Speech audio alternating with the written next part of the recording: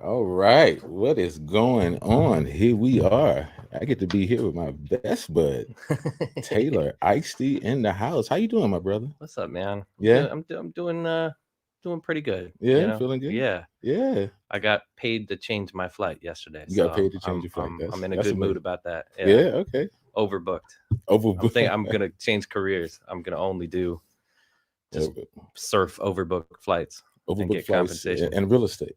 Yeah, that too. Why not? Yeah, use the money from getting overbooked Use them from to getting just over. put right into property. Hey, you Yeah, got to build your equity. That's the yeah, thing. exactly. Well, you have tons of jazz equity. You have tons of piano equity. You Oh have tons man. of life equity. Lord, what you're doing in your life is so amazing.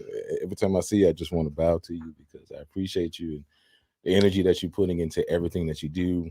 The support system that you have allowed yourself to be for many is doesn't go unbalanced. It's amazing, man. I Man, well, thanks, appreciate man. you. I mean, it's special to be doing this today and doing this with you too, because as far as I'm concerned, the whole this album and this project, all of this kind of stuff, couldn't happen without you and GSI and the entire situation. So it's very appropriate that we're here together, No, just kind of hanging, because I think that's where the ideas of to do the record and all that kind of stuff is where the genesis was too. So okay. full circle moment. Hopefully not the Exodus, but we'll stick, we'll stick to the Genesis. Okay. Yeah, the birthmark of creativity. If y'all don't know Taylor, he's a genius. Grammy nominated. Has played with everyone. Grammy winning as well. Technically, yeah, Technically, okay. yeah. It's been on the road with everyone from Chris Bodie. I love the duets you've been doing with Lisa Fisher. Man. Um, I mean everything. It goes back all the way to the Allman Brothers as well when you were younger. Doobie Brothers? Doobie Brothers. Yeah. I'm sorry. Yeah, like I want to different say the Allman brothers. Brothers because I feel like yeah, Yeah. the Doobie Brothers. No, Oh, those, yeah, all good brothers. Yeah. oh, good. Yeah. Boing. That's what I need to. Yeah, Okay. man. All right. So today we're here because at midnight there's a new release of Taylor's new album called Tree Falls. Tree Falls. So what can you tell us to, tell the people about Tree Falls? Well, this is my eighth album, Okay. and there's it's been over 11 years since the last one. Okay. So for me, there was a lot of things that kind of led to that pause. One of them just being life itself getting in the way, and then also, you just as well as anyone, it's like having the time and the motivation and the creativity all syncing up at the same time in order to go in and put together some new project and stuff. That was always a challenge, and I was doing so much stuff in other contexts too that I didn't really necessarily know. Well, should I do a solo piano album? Should I do? You and I have done symphony work, like Yeah, should absolutely. should it be a symphonic album? Should it be just a trio album? All that kind of stuff. And then eventually, I kind of was thinking that after 11 years of waiting, of writing a lot of music, putting together a lot of tunes, but not sharing them with the world, that it was time to basically, if I'm going to wait that long, then it should be the focus of this music should be the stuff that I love the most. That's the most personal. So Yeah. this album kind of tells a personal story. It's more personal than my other album. So it's there's a lot of stories about me and my family and life and all of that kind of stuff. And it's also the first time on a record I've ever kind of got up the courage to have some of my own lyrics on. Don't worry to anyone watching, I'm not actually singing. There's three great singers that are on this album, and so you do not have to hear my small vacuum cleaner It's my bad. Come on, sounding man. voice, but In the shower. In the shower. I sang in some MIDI clips though, some of those demos and stuff. It's horrifying. So but nonetheless, No, this hey. album, it's basically all original music except for one standard, which is different arrangement of Skylark. Okay. And but everything else was all original. And most of my other albums that I've released, like there I've had to kind of corner my original tunes into like a little oh yeah, maybe I'll sneak one or two of my originals in and stuff, and then you know, the powers that be want it to be more about like standards or other things and stuff. So this one was just a focus on my original music and the stuff that I love the most, but don't share, you know, like we live in a society of just oversharing. Like everyone, there's you know, you know what everyone is having for breakfast every day. Everyone's got, you know, and there's like, you know, I was still a big fan of MySpace because we never had this like feed, this trough that we all eat out of just like, oh man, now I got to see this person, you know, like it used to be like you think of someone, you go to their page, all that kind of stuff. So for me, I never really resonated with that. That was the hardest thing for me to connect with, is the kind of like the idea of always sharing things. And you know, you see a lot of people put up videos of them practicing or different things like that. I'm like, man, yeah, I was practicing, but I don't want anyone to like see that, you know. So but the idea of like the phrase "tree falls in a forest, is anyone around to if no one's around, does it still make a sound?" And so this is kind of an album that I wanted people to finally hear a lot of the stuff that's the most personal to me, and that sort of thing. And this community of GSI, this studio, you know, Josh, everyone here like made this actually happen. This is I don't think there's any part of this record that wasn't something that I 100% stand by, which is like a testament to what GSI is doing in terms of letting people actually complete their vision of what they, you know, it's a beautiful thing. So feel lucky to be involved. With a full folder of like track by track. Oh man, that's just because I'm like got some I have various OCD issues, you know, but like with hey, there's nothing wrong with it. You know, attention to detail is a wonderful thing. I do want to shout out Josh Genta, who is in the control room right now. And yeah, baby, this album could not have been possibly made whatsoever without Josh. Josh fully grasped exactly like what the idea that we're going for is, and it became our collective I don't want to say baby, because people who have real babies, it's like, you know, it's definitely, that's obviously a more intense process to releasing a record, but still it feels like, you know, putting something out into the world and everything. But this is very much a shared experience with Josh, because Josh is incredible talents. Like we're made this entire thing actually come together in the face of sometimes not even like believing that we could pull this off in a weird way. There were some tracks that we just built from the ground up, and we're like, we don't know where we're going, but then we, you know, but there was so much trust involved in the entire process. So like that was a really cool thing. Hey, well, let's, you know, if you're comfortable, let's I know everybody's anxious to really go ahead and listen to some of it. Are you cool to start with Sparky? Yeah, sure. Yeah. I mean, this is I'll say also there's been several singles that have been released so far. But I was really excited about with this album. I tried out a sequence of this like 400, 500 different times. And so like the order that people hear things, it's important to me. So I'm excited for people to hear this. I'll give a quick background to this piece. Okay. Sparky is a piece that I wrote that that has had many names and different manifestations that I performed this with a symphony several times, but under different names. Not my own name, not like a pseudonym, but the tune itself used to be called Purple Birthday, and that was a tune that sometimes we played at trio, you know, like there was different elements of that. But there was a gig that you and I and I think it was your gig at the Gallery a few years ago with Ben Wendell and Harish, and we got into this kind of vamp at the end of some tune. And so I once we had played that, something about that kind of struck out to me as I figured out where to go with the rest of this piece. But I wrote this as a tribute to my favorite cartoon movie character. This movie I used to watch when I was growing up, 1989, called Sparky, and this kid had a magic piano that would play itself, and he became famous. He was like touring all over Carnegie Hall, all this kind of stuff. And he always had to take his piano from home wherever he was going. I've seen this movie like 40,000 times, because growing up, my mom wanted to teach me a lesson about humility, but eventually the piano stops playing itself, you know, and so then he's exposed and he's on some gig and the piano gives up on him and stuff. But it's always it's like a good lesson in that thing of like, well, piano's not going to play itself, so you got actually have to work and everything. But this is my tribute to that character, and this is my personal favorite song on the whole record, actually. And all right, ladies and gentlemen, here's Sparky.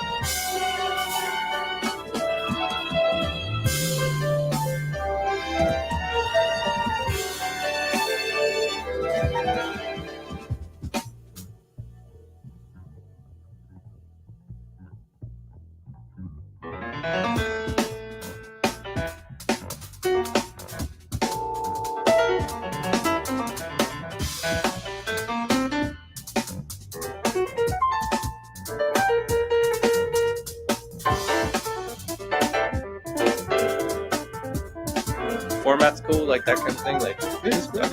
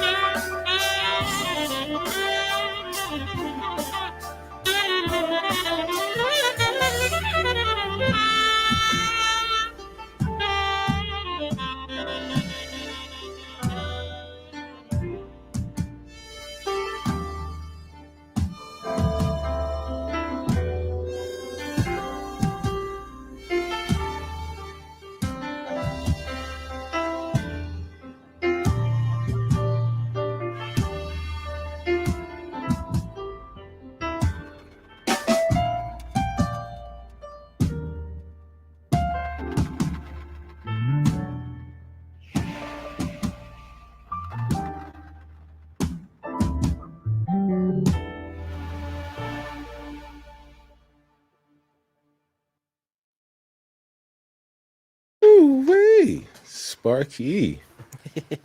Sparkly as well. Oh man. Oh man.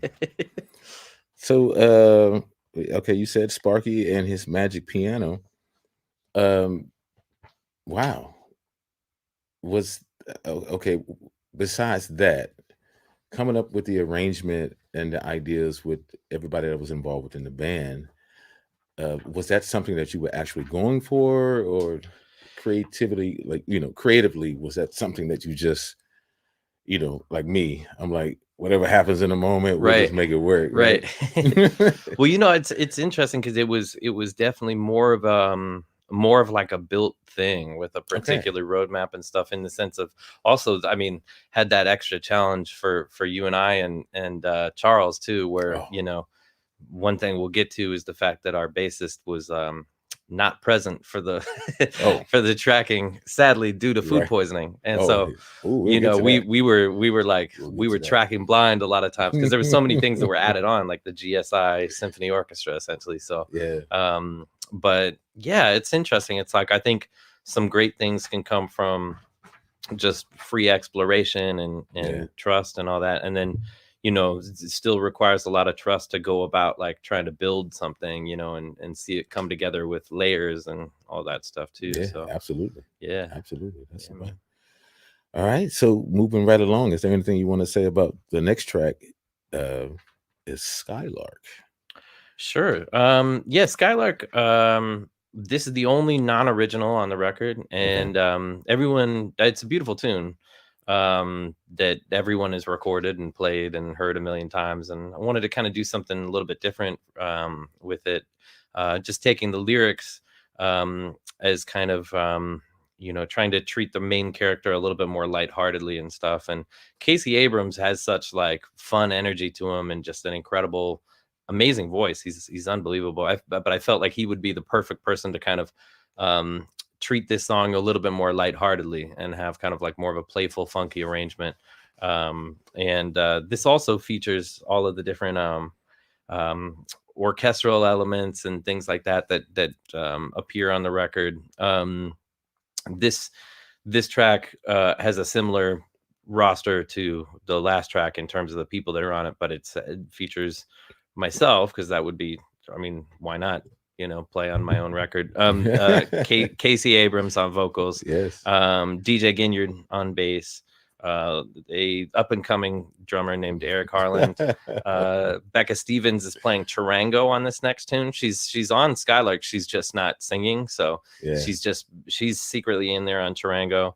Ben Wendell on bassoon. That was Ben taking that sax solo on Sparky. Sam Sadigursky on flute and clarinets. Nathan Schramm, viola.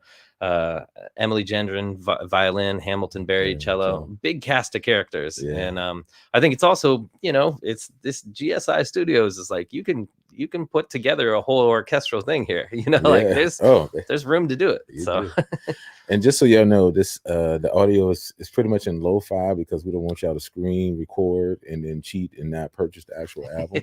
So just, you know, it might not be in high def quality as much as you might expect, but that's on purpose. So please, at midnight tonight, go ahead and stream the album and hear it the way that it was meant to be heard. But this is just to give you a sneak peek as to what is going on. Yeah, so this is like a little imagine that you're in your friend's crappy Volkswagen or something. This like their speakers are kind of busted or whatever, but like, you know, this is like we're just hanging. We want to show you a little preview of the record and all of that, but definitely please stream responsibly, like with high quality audio, like so you can actually really hear the real thing, because it's hard to be able to stream that through a number of platforms and stuff in the way that that is meant to be heard. Yeah. So but come midnight, the record is out and available. And so you don't steal it. See, y'all be stealing. You know y'all be stealing. I can call y'all out, but y'all know y'all be stealing. It's all right there. All right. We're gonna move this forward to here is Skylark.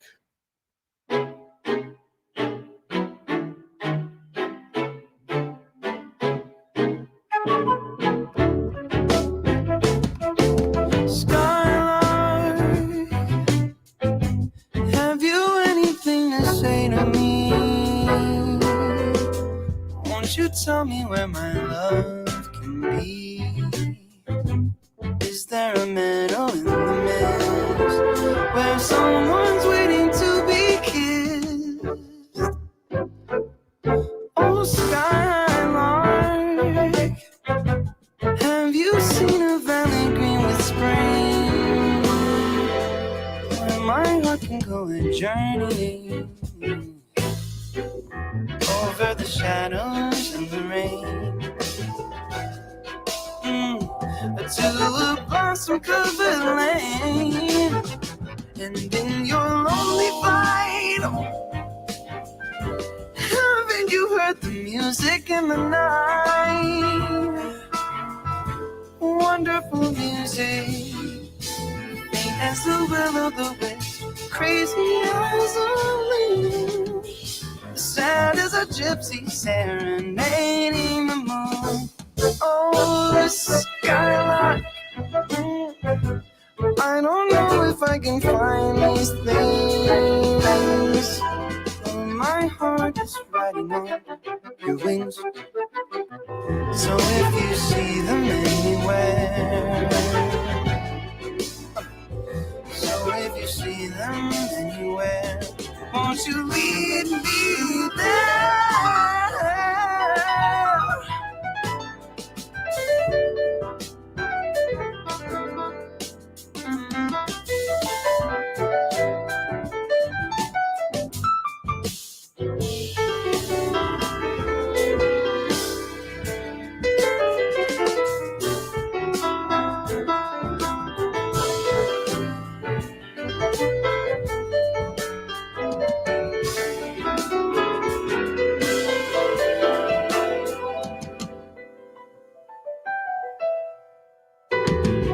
The shadows and the rain,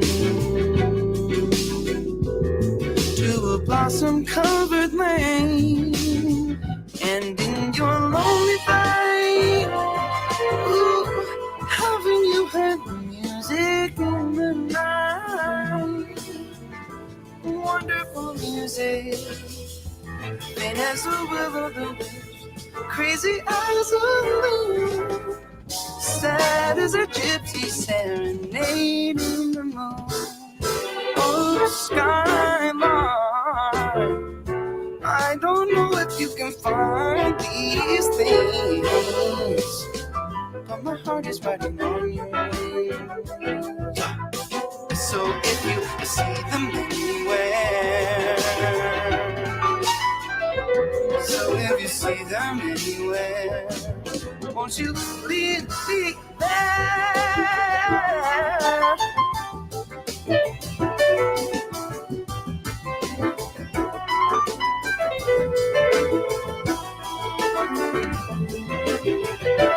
Gotta lead me there.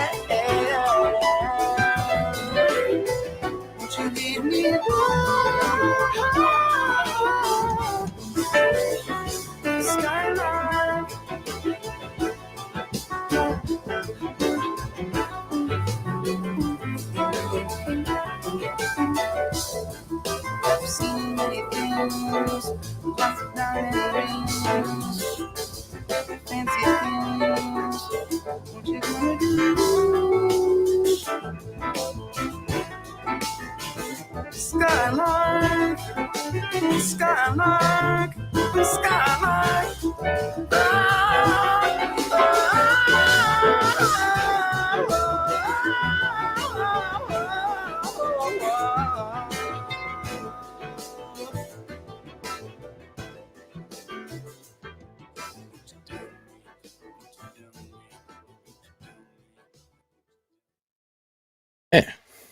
Man, special. Man, absolutely.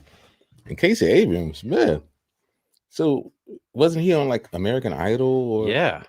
That's how I first saw him. Actually, I remember that there was like one of my secret guilty pleasures is sometimes watching like America's Got Talent or American Idol, those kind of things, and just because sometimes it's I mean, you got to be able to fast forward because most of it's 99% fluff, like production and all that. But then when you get to actual people like playing music, you know, then it's really interesting. But he always stood out from that season. And I remember that he once on Twitter, he tweeted something about they included myself and Gretchen Parlato and all that kind of stuff. I'm like, oh wow, that dude. And so through whatever roundabout means, like he reached out once when he was in New York and asked me to sit in on a show, and then we became friends from that. And I was like, man, I would love to.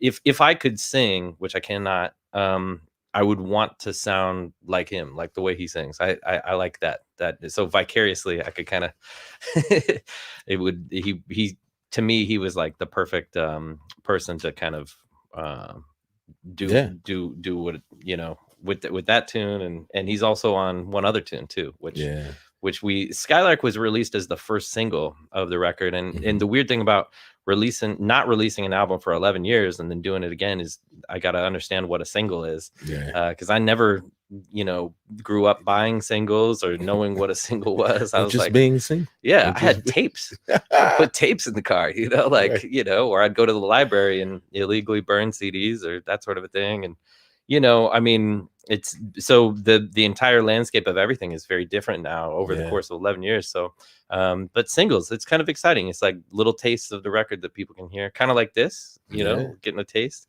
But yeah, that was and the next tune is also the second single that we released too, I believe. So I just like to make fun of the actual terminology, singles, because it also bleeds into the relationship. So it's like you have this one song that's exposed without understanding its connection to the rest of the whole family, basically, right?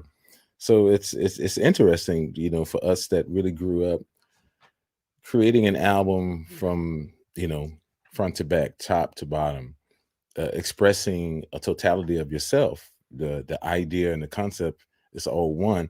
So the release of that singles, they wasn't supposed to be individualized. They were supposed to be married, right? You know, in a relationship with each other, so that you can experience the journey from one to the next step.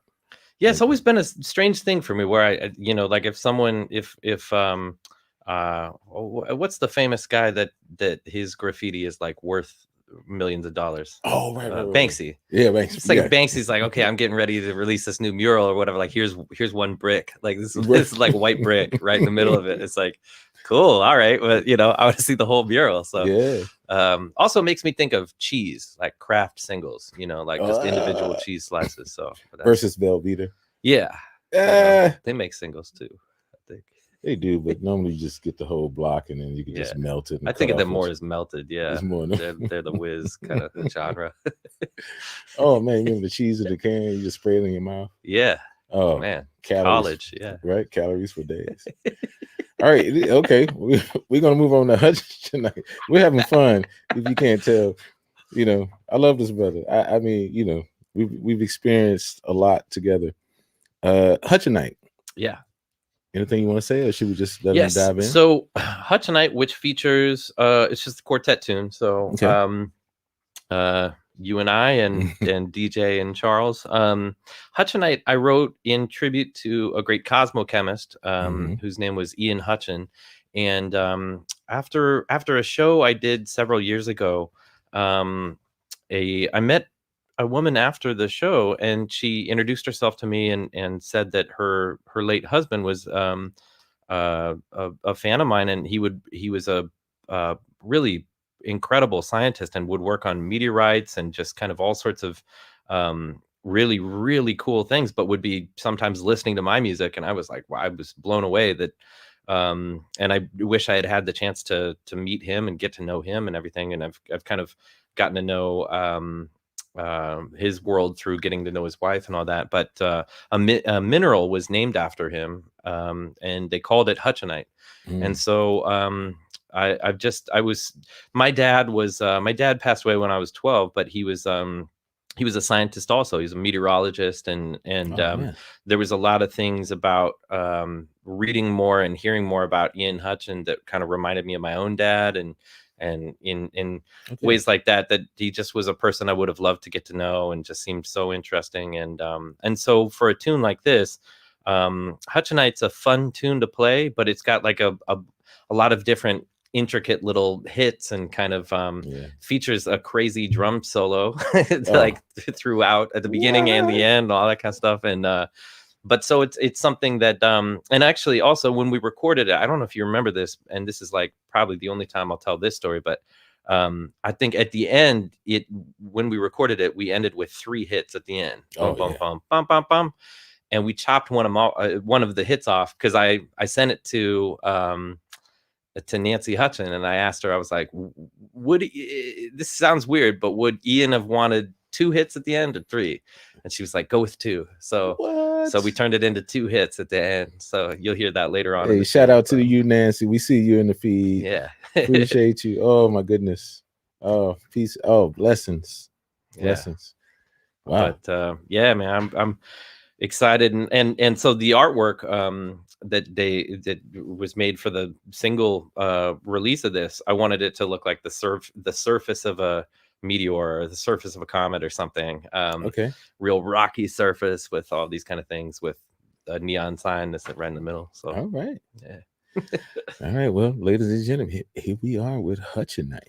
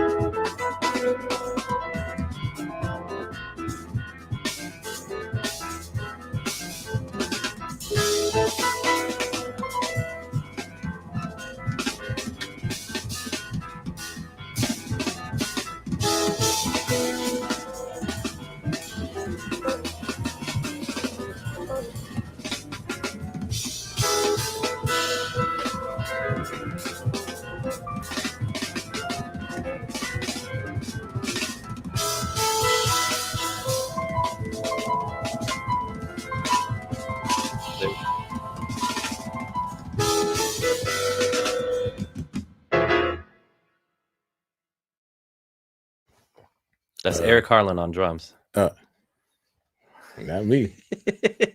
Who was that cat? What's wrong with him? Had a lot of expression. He's the guy who you see in the back of his head right now. Ooh, where you at? Drinking some Red Bulls that day. Red Bulls give you wings. Shout out to Red Bulls. Why don't you go ahead and give us an endorsement? We appreciate you. Yep. We see you out there. Appreciate everything you're doing in the Red Bull community. Amazing. Well, on that playful thought. Nice transition. Yeah. That was great. I love this next tune based on the title. Well, this next tune we've played a million times together in a whole lot of different circumstances and versions and all of that. I've always wanted to have kind of like at least one tune where I try to play it with a slightly different form every time we perform it. So like, you know, sometimes it's when we recorded it actually originally on Vipassana, your record, and as like kind of a bonus track and stuff, which never saw the light of day quite yet. But you know, one of these days maybe because this version of it, I mean, I wrote this song 13 years ago, let's say, and it really has taken on a lot of different forms. But I mean, it's funny to me that the official recorded version of this is with vocals, and it's in this very different arrangement. This arrangement is a little bit more based on the secret version that's on Vipassana, where Chris Turner was singing, and we kind of vamped more on those three chords and stuff. And so I deconstructed it a little bit, and this is a piece too that is largely Josh Giunta played a gigantic role in putting this song together, because we of all of he's over there, I'm looking at him. Shout out to Real Science Music. But yeah, yes, sir. So you know, we spent a long time with like editing and you know, chopping things up and mixing things, but what Josh did to create this song and put all this together is pretty incredible. But yeah, I mean, this is also the first appearance on the record of a song that is lyrics that I wrote. So, you know, don't, you know, like be kind, you know, in the comments or whatever, but it's supposed to be a little bit ambiguous as to the meaning of the tune. It's really kind of written from the perspective of the main character wants to play music with someone. Yeah. But it could be interpreted in a lot of different ways. And it's beautiful. And love to think that I'm not alone. I remember the first time I announced this tune on a concert and said the title of the tune. The audience started laughing, like, so they thought it was kind of like a joke title for some reason. But I'm like, well, all right.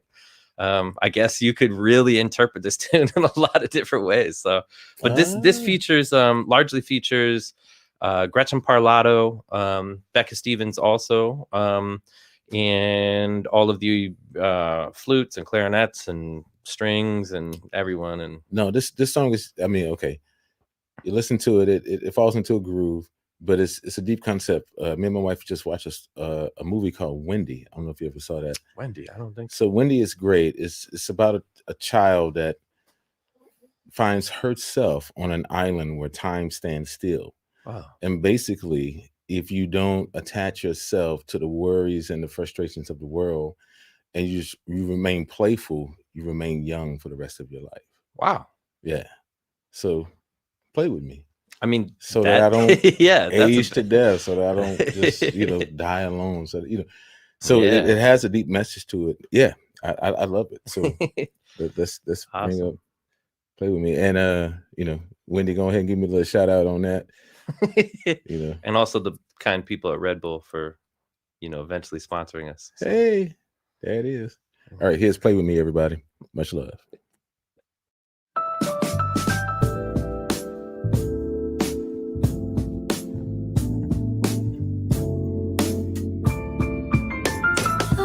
To think that I'm not alone in this world of mine. It's you that I want to see when I'm playing a song by me.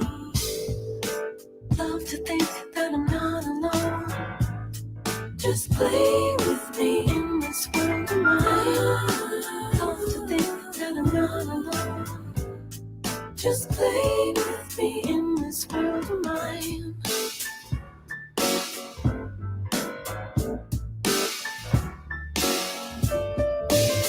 I can't stand the thought of just playing alone. You've shown to be the one who loves me like nobody could.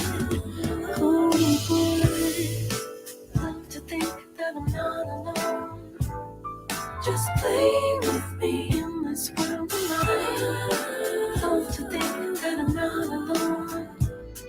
Just play with me in this world of mine.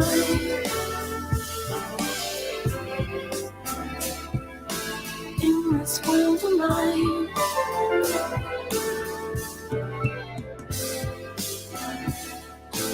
In this world of mine. Love to think that I'm not alone in this world of mine. It's you that I want to see when I'm playing a song by me.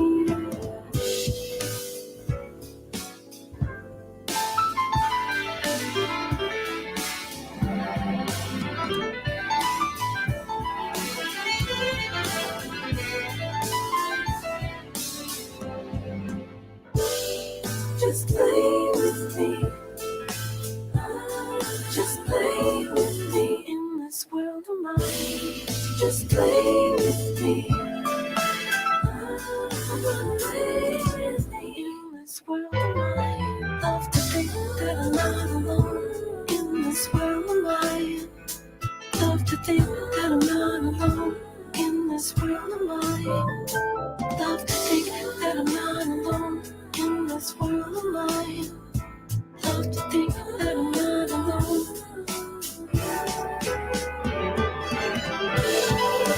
Love to think that I'm not alone. Just play with me in this world of mine. Love to think that I'm not alone. Just play with me in this world of mine. Love to think that I'm not alone. Spend the day with me in this world of mine. Love to think that I'm not alone. Just play with me in this world of mine. Love to think that I'm not alone. Just play with me. Maybe you'll stay with me.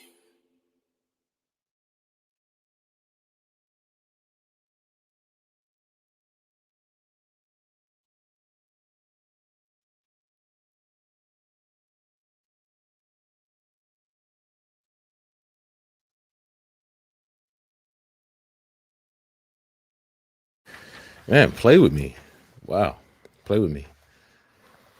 Wow. I mean, it sounds so innocent, but it's the innocence that provides the depth. But even if we're not trying to go deep, it also just provides, I think, the innocence in all of us that really just miss the playful spirit of just being around the people, especially around this time, man. Yeah. To be able to be in this time with you without a mask. I mean, the simplicity of that. I've been wearing a mask for so long, and only at home do I feel free. Only at home do I feel free. Yeah. So it's nice that the freedom is pretty much immersing itself into the environment once again. And so a song like Play With Me really rings true right now. It's because we truly miss each other. Yeah. Yeah. My God. Yeah. We really do. We really do. We really do. I mean, it's one thing to, dive into all the technology of how people can put music together remotely and all of that, which I think is incredible in its own right. But Yeah. I think also, there's no substitute for being in the room together and, be able to, I think also for comedians, like definitely see the audience's reaction, to see their faces and stuff. And so more, vaccines roll out, all that, and, hopefully we're on the way back and everything. The weird thing about this record, which is that this was all recorded right before the pandemic or anything. So we absolutely. This is music that doesn't necessarily, it's not steeped in that, but then sometimes some of the themes, I think, like definitely have some relevance to what we're all going through and stuff, and especially in the sense of might as well just share the things that you're working on. So that's the lesson I'm trying to adhere to myself, of just share things with people. So all right, what was the outest thought that crossed your mind during recording this process? Go ahead, because it leads into the next song called Tree Falls. So when a tree falls, metaphorically it could mean something, but also physically, yeah, well, I hope people don't think I'm like anti, pro deforestation or whatever, like all this kind of, like, it's not celebrating like cut the trees down, it's supposed to be just like, there's so many different things that that I know that I've done over the course of the last decade and everything, that where I'm like, yeah, this is a cool tune, but yeah, like I just kind of keep it to myself and all that, and so being able to finally share the stuff with people and stuff. I mean, it's been a long wait. It's been officially it'll be 3,895 days tomorrow since the last release, since we did Daylight at Midnight. Oh my goodness. Yeah. 3,895 days. So it's a lot of damn days. And so I'm just happy that, and Tree Falls, so we're coming up on the title track, and this is kind of right in the middle, kind of the centerpiece of the record in a lot of ways. This one features Charles Altura in a really big way. He takes some an amazing solo in this, and also in the sequel to this track, which happens later too. Do we have any questions that we should tackle, or if anyone, feel free to write any comments or questions or anything that you guys want to. Oh, absolutely. Do you want to take them now? Let's let them roll through, and then we'll get to those later. Yeah. We see the questions. We appreciate it. We're gonna roll through a little bit, and stick with us. We'll get. And also in the chat, if you don't, if you're on Crowdcast, there's ask a question, and you can put your questions there, or you can just put them in the chat window. It'd be great. Awesome. That way we could see them. So are we doing? I got a question for you. What's that? What's your hat? What's the background of Groove X? Groove X? It's because I like to groove. Yeah. No, all my other hats were dirty, and this hat just happened to be the cleanest one. Yes, that's how I make 99% of my fashion decisions. It happens to be clean. And it's the perfect ensemble. I'm wearing Groove X and Love Now. Love Now is a t-shirt designed by my wife, especially. Her and her friends were like, we choose love right now. And so it's pretty much just a heart and now. Yeah. Why not now? Why wait? So that's my ensemble of today. The way I choose to clothe myself and represent myself with clothing. Okay. But it's not about me today. Today is about Taylor Eigsti. I see how he tried to pass that on. But we will remain in the forest. And since we're in the forest, here's the next track that is called Tree You have mastered these transitions, man. Falls.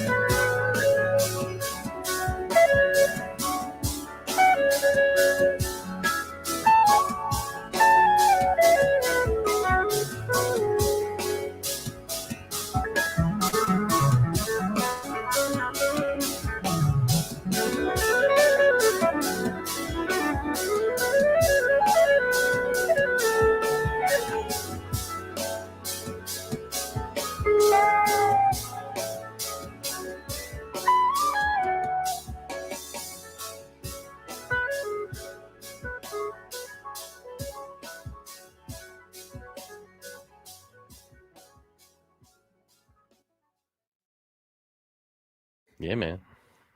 Man, Tree Falls. Wow. I'm speechless, man. I'm speechless. Yeah, it's it, towards the ending. I love a guitar solo. But I love the harmonic choices that you were using compositionally to allow that search. I'm kind of like an '80s baby. So the one thing about '80s tunes is that you had to be able to set up a sequence of chordal progressions, so that whoever the artist, it could be a guitarist, it could be a saxophone player, whoever's going to take the solo, could have a way of expressing themselves. And it can be popish, but this still remain in a fine line how you could dance between bringing something, and I hate to categorize it as jazz. I mean, we categorize it as jazz because it's listed under jazz and Apple Music, letting y'all know Spotify. But it's beyond that. It's just music. It's just music. It's just music. It's improvisational music. But I love how you're always able to compose in a way that allows freedom for the people that you're playing with to express themselves. Well, thanks, is that man. something that you think about, or is that just how you feel about yourself? Well, I appreciate that. I mean, I mean it genuinely in that I feel like, that's a focal point of a lot of your music though too, is like playing in Voyager and just playing your music, where it kind of it allows for a vehicle to be kind of a catalyst for different things to happen. I think for a tune like this, like Charles, I've known Charles since I was 10 years old, and so I've known him for like almost 27 years, and Charles, he's the exact same now as he was like 27 years ago. And anyone else who knows Charles, they would agree. But he just has a dedication to like every single note that he's playing, and he has a special way of bringing something out of like Tree Falls and the sequel to that later, Tree Fell.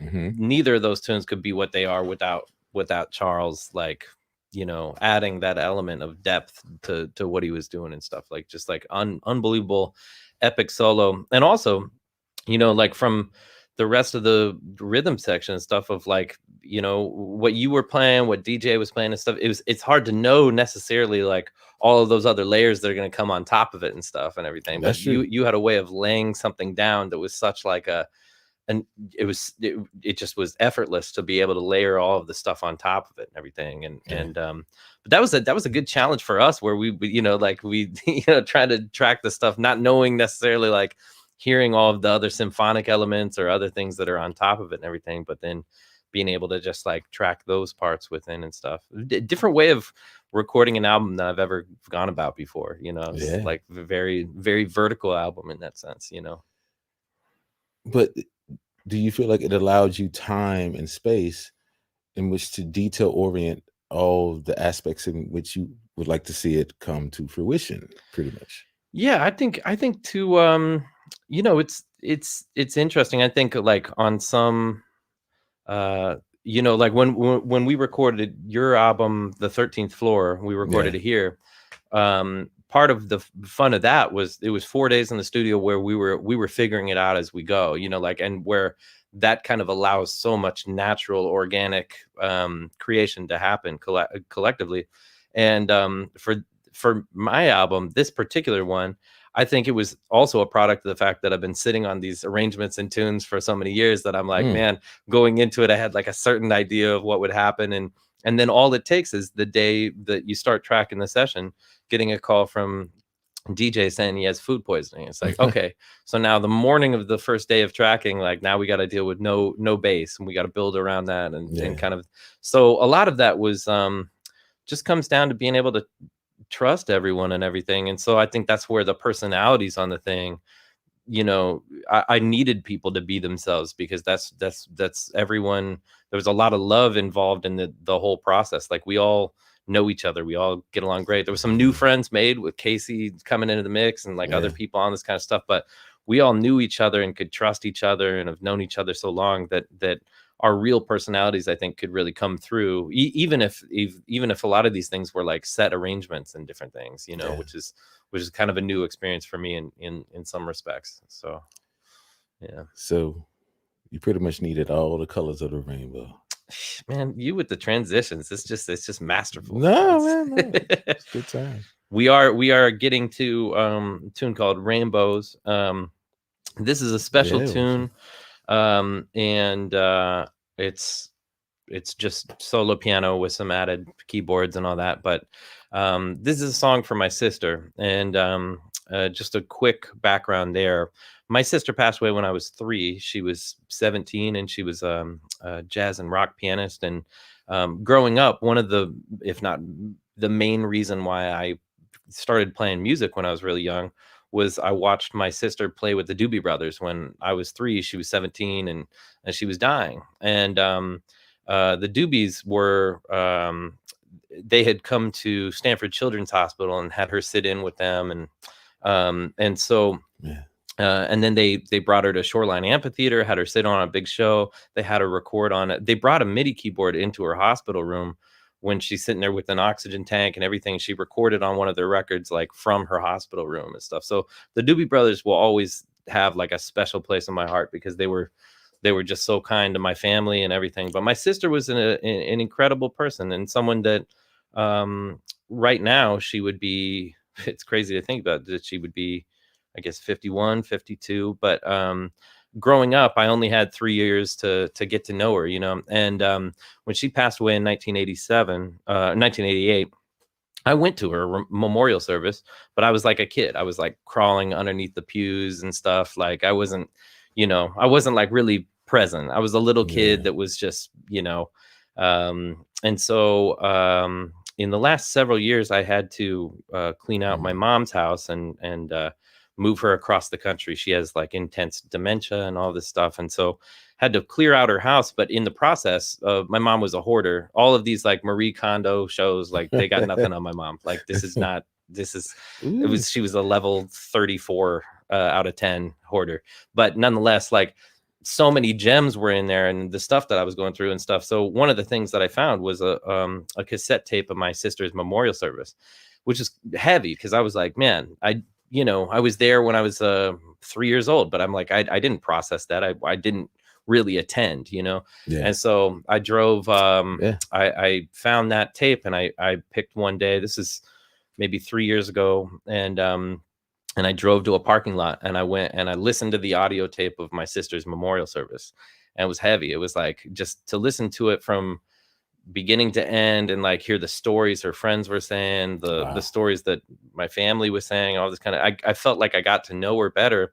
My whole life I've been wanting to write a song for her, but I didn't know her as well enough. You know, I didn't know, I had a vague idea of who she was and all that kind of stuff. And so by listening to that tape, it was like, you know, the interesting thing, I mean, this is under the brand of Masterclass, so we can get a little bit technical on just composition stuff. Like some tunes take, you know, 10, 15 years to evolve in a certain way, you know, and you take little parts of it and build onto it, steal something from one of your other tunes, match those up, rip off a page. This is at least what most of my tunes, you know, it's some collection of an evolution of how that tune kind of evolved over years. That tune came to me in about 30 seconds. Rainbows was like, once I listened to my sister's memorial service, I knew who she was. I could connect with it. And all of a sudden, like some harmonies and notes and things just came into my head that had to be there. And I went inside. I was at, I had driven to a parking lot at Stanford University, and we have long connections with, you know, Stanford jazz and all that. And, absolutely. And so I, you know, after listening to the tape, I left my car, went inside Stanford and snuck into a practice room. And, I wrote that whole song in about half an hour. I was like, man, it just, sometimes some tunes, it's like when you interviewed John Mayer, where he was saying something about how, you know, you could spend 2 days in a row where you're like, man, maybe I should consider a different career. Like, I don't know how to compose. I've never known how to compose, all this kind of stuff. And then the very next day, you'd be like, a tune comes to you right away. And you're like, oh, that's great. Why was I messing around with that other side? Like it was that easy. And then the next day you're back to being like, man, maybe I should work at Walmart, you know? And like, and definitely like, so this particular tune, it was like I just wanted to go with the wave that happened, where I heard a certain melody, heard certain chords that seemed to embody her, and this tune was also special because we took a tiny little audio clip of her as an 8-year-old, where I found all these tapes of her. Like, she also, like me, started playing music when she was a young kid and all that. So there's a little clip of her at the beginning, just as like a little tip of the cap to her, and all that. But so this is it's a special tune of mine dedicated to Shannon Eigsti, and it's called Rainbows.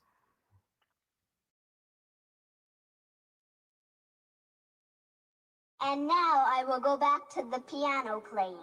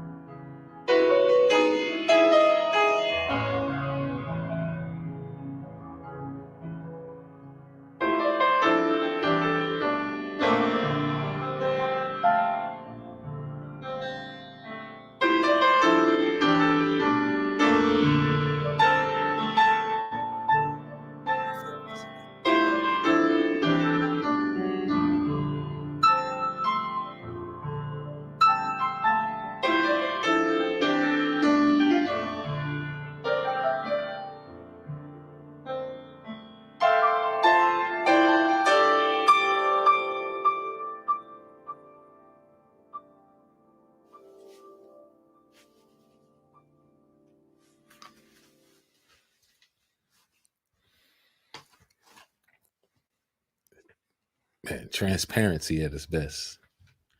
You know, yeah. You know, a lot of people don't understand how much it takes to be vulnerable, and that's something I've always respected about you, Taylor. Like person to person, human to human, light to light. Your vulnerability is you know, okay. We always use the word amazing, but it's not just amazing. It's almost sacrificial of an aspect of yourself. You know, like some people, okay, they look at a certain idea of what they want to attain, and at all costs, they're willing to devalue different aspects of themselves just to attain the goal. You actually pay attention to something else that I hate to call it greater because that's a biased statement, but you pay attention to something different that's expansive, that allows, in layman's term, I would just say a larger hug to bring people into an experience that we're all in this together. And I hope you forgive me for who I am and who the things that I might do, just so that maybe you can forgive yourself for the things that you have done.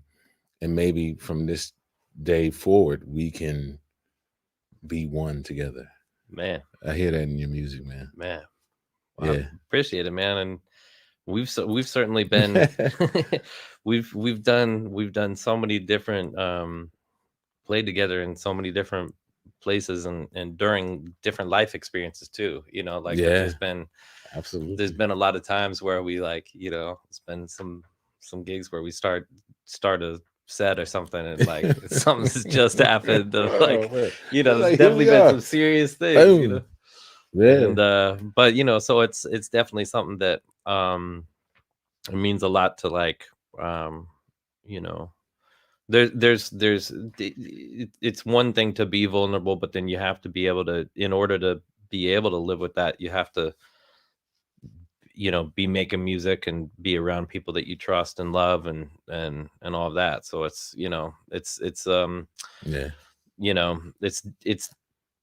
it took part of the whole 11 years between the last record too was while I was happy with those things, like they were cool albums and stuff, I've always felt this block of couldn't really get too personal in different ways. And but I think some of the best music or art comes from being very real with your own story and being real with the stuff that that you're really going through and that sort of thing. And so this album is a little bit like putting myself out there and stuff too, try to let people know that been through a lot of weird stuff. So well, it's the perfect segue into listen in, because I hear it as listen. Give this man an award for his transition. Oh no! You're getting what would the Oscars?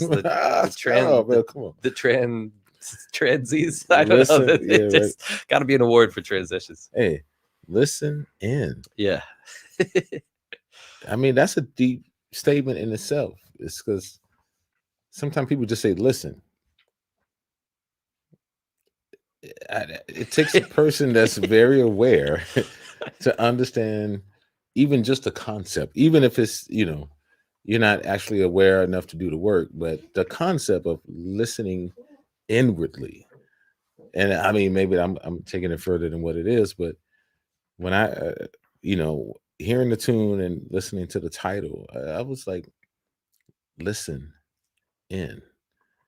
Yeah, I mean this particular piece, wrote this with Becca, and and this was the most, out of all of the tunes on the record, the most collaborative, like writing wise, like between me and Becca and stuff. Like she I had kind of like a half of an idea of this tune and basically had kind of a general layout and stuff, but then she we talked about the story that we wanted to tell with this particular piece, and and she has like this amazing gut instinct of like being able to just know the right words in different situations and know how to. It's like when we recorded Daylight at Midnight, I had that tune, The Investment, and And then the Robert Frost estate told us that we weren't legally allowed to use his words in music. And so she was like, I got it. I'll create new lyrics. And we went back in and she recorded, redid the vocals and created Magnolia and created a whole new story out of that, even with a poetic reference to Robert Frost within the lyrics of Magnolia too. There's Frost White and Winter, which is like when we originally recorded it. Yeah. And, you know, she has like a way with words. I mean, she has a way with music too, clearly, but the words and the way that she can express things. And so about 5-6 years ago was a period of like very heavy searching for myself, like just a lot of life events happening and transitions and all of that. And actually the tune that happens after this too deals with a lot of those transitions and things and tells a story within that. But Listen In was kind of, the intent of this is kind of reaching out to find perfection, but then just needing to embrace and find what life sends to you when you're looking for something else, you know. And so wanted to celebrate that within this tune. And Gretchen Parlato is also on this at the end, and she just appears at the end. One of the things that I learned from Julian Lage, like over the years, is that sometimes someone could be on a track where they're just playing 3 notes or something, you know. Like there's a lot of different tunes on previous albums that I've done with you and all that, where Julian is like, someone could listen to it and they're like, was Julian on that track? Like he was really, he was on. But because sometimes if you build everything out of necessity, like basing your musical input into a situation based on, is it necessary, you know? So like he has a beautiful way of doing that, where he's like, maybe it's only necessary to play a chord or 2 or that sort of thing. And so I like experimenting with that format, you know, in recording a lot of this stuff. And so for this, like Gretchen just appears right at the end of the tune. So it's a cool thing. Well, it sounds like time to listen in.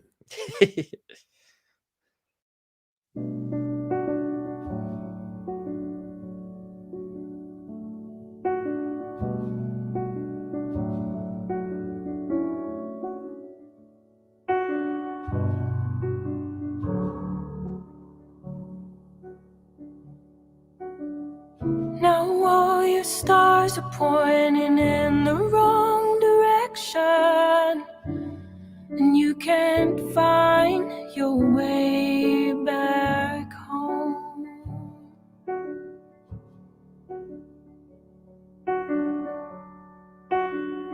You're blind and grasping at the dark for your perfection, and so tired of going nowhere alone.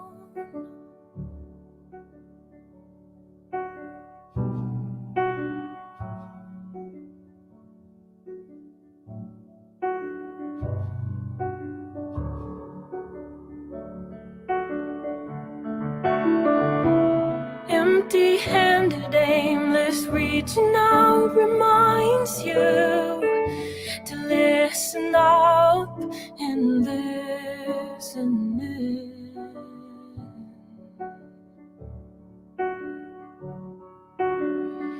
Another frequency is always trying to find you, loud and clear, if you are listening.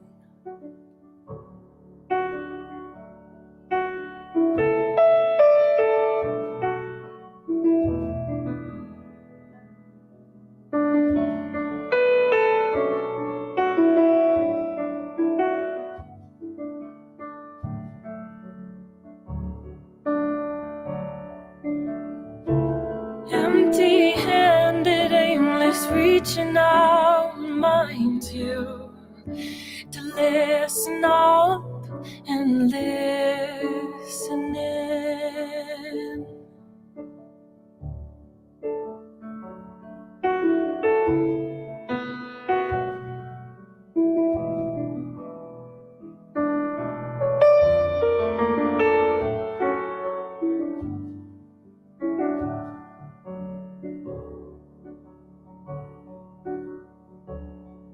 Your stars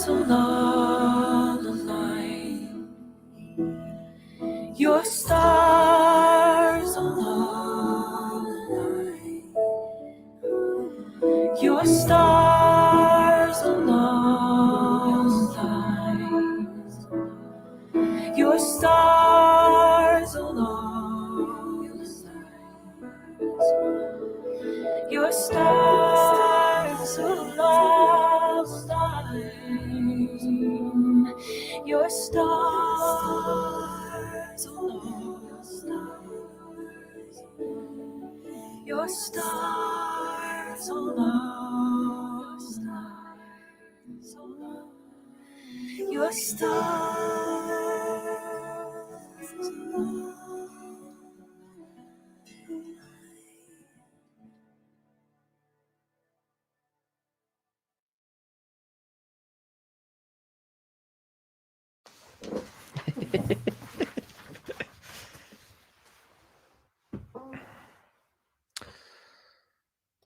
Man. Your stars will all align. You know, I think what's been happening throughout this COVID-19 crisis, and you know, people losing people even before COVID-19, but also, you know, whether it was decision making or just embracing transition. I hate to call it death, because death just seems to be such a very heavy terminology to place on something, because it means that something actually dies. Right. Whereas I tend to embrace the terminology of transition, because it means that it moves from one, you know, space to another. Yeah. And man, listening in is deep, because I think we all been asking ourselves, who are we? Where do we align in this whole, you know, in layman's terms? Like, I'm not even trying to be deep right now. I'm just gonna be human. Yo, stuff has just been.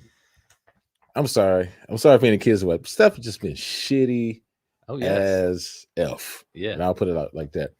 And we've all had to try to make amends to, you know, things that necessarily wasn't based on our contribution to it, but a lot of it, you know, was. And it depends on the definition of we, right?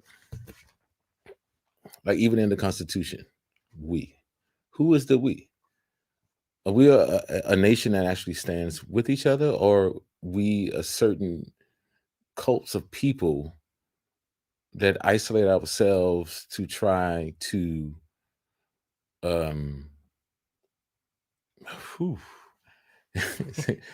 to try to establish a certain goal, because we're so adamant about what that is and what that should be in today's society.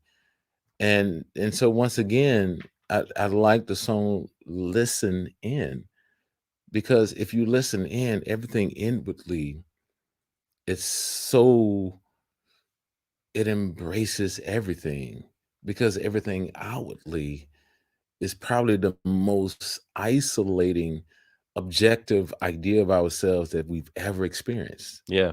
You know, well, I mean, we've dealt with people classifying people as essential or non-essential. Yes. We've dealt with, you know, the fact that, I mean, it's a weird time to live through. I mean, and so many people haven't. So many people got cut short, like, you know, McCoy Tyner, Ellis Marsalis, yesterday Jeff Chambers. Like, just it's crazy that a lot of people won't get to see the potential beauty on the other side of all of this and everything. Like, where if you think of like the first pandemic in 1918, almost every single, you know, major genre of music that we know of was created after that, you know. So there's a lot of potential for beauty and really good things that are on the other side of these things.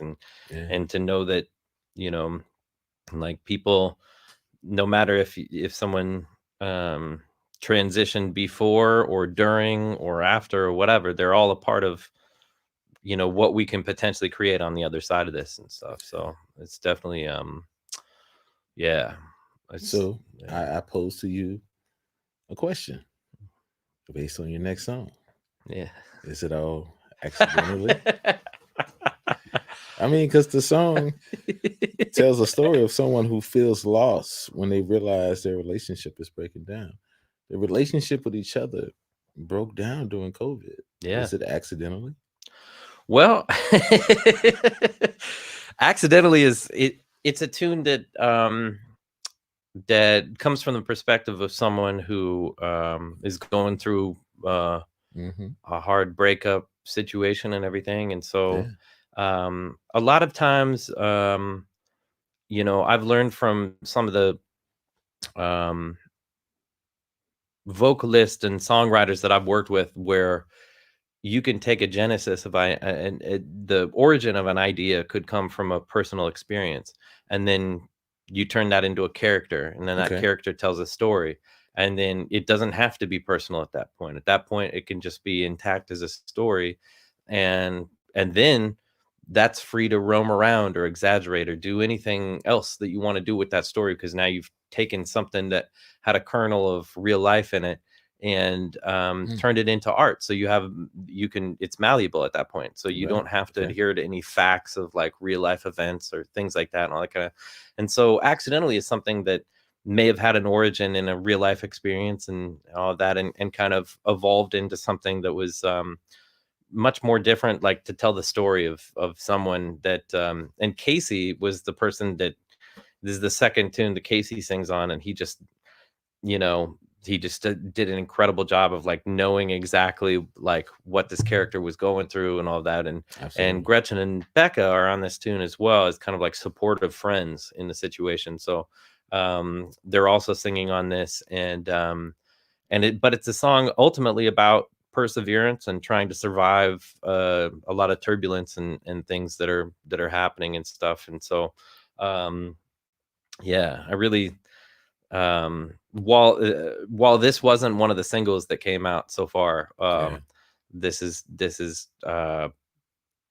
was going to be under consideration as one of the other singles. So this is definitely one of those tunes that I mean, I'm, you know, it's my lyrics, so again, be forgiving, but you know, pretty proud of it. It's cool.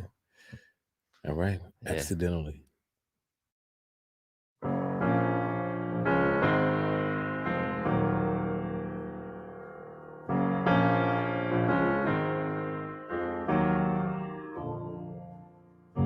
I don't want you near me accidentally when you're not supposed to be there. Isn't he the one? I knew it is. I don't wanna hear you accidentally slip into the royal we when it's not me and I know who it is.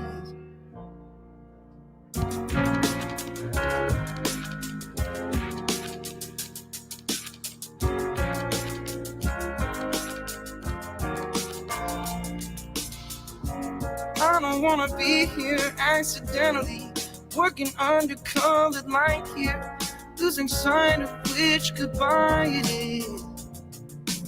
I don't wanna realize accidentally that we will never fight now, but we might remember why it is.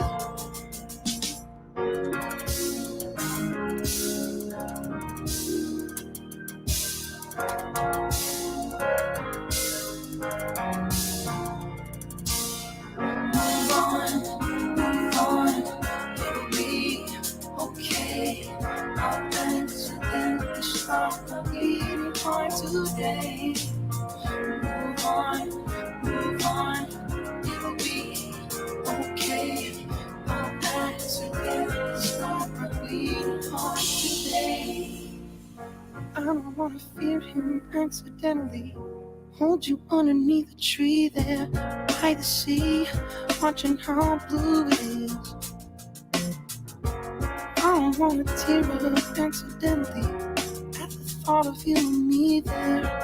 If it fits, you know whose shoe it is. I don't wanna see you accidentally look at me like it's alright now, and I'm frightened by the light is. Yeah. didn't wanna look up, accidentally blinded by the starry sign. But in the night, I know whose sky it is. Come on, move on, move on. It'll be okay. I'll accidentally start my beating heart today. Move on, it'll be okay. I'll accidentally start my beating heart today. Move on, it'll be okay. I'll accidentally start my beating heart today. Move on, gonna move on. It'll be okay. I'll accidentally start my beating heart today. Move on, it'll be okay. I'll accidentally start my beating heart today.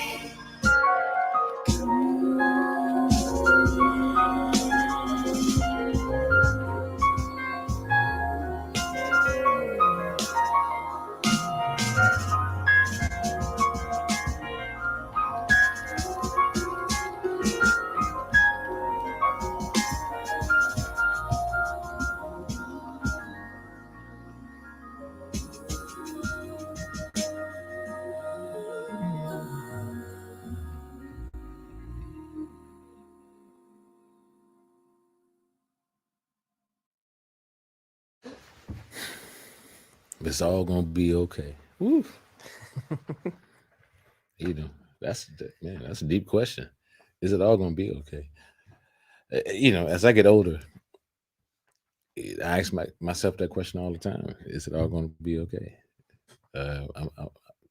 Even I'm not sure.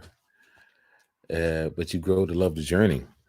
But okay, we have some questions. Are you down for a few questions? Just bring 'em on. Transition. Yeah, sure. We have one. If you're taking questions, part of the question, I wanted to ask Taylor, which song of his new record was his favorite to record, and which one was the hardest to finish? That's a very good question. Who wrote that question? We'll go Taylor Hutch.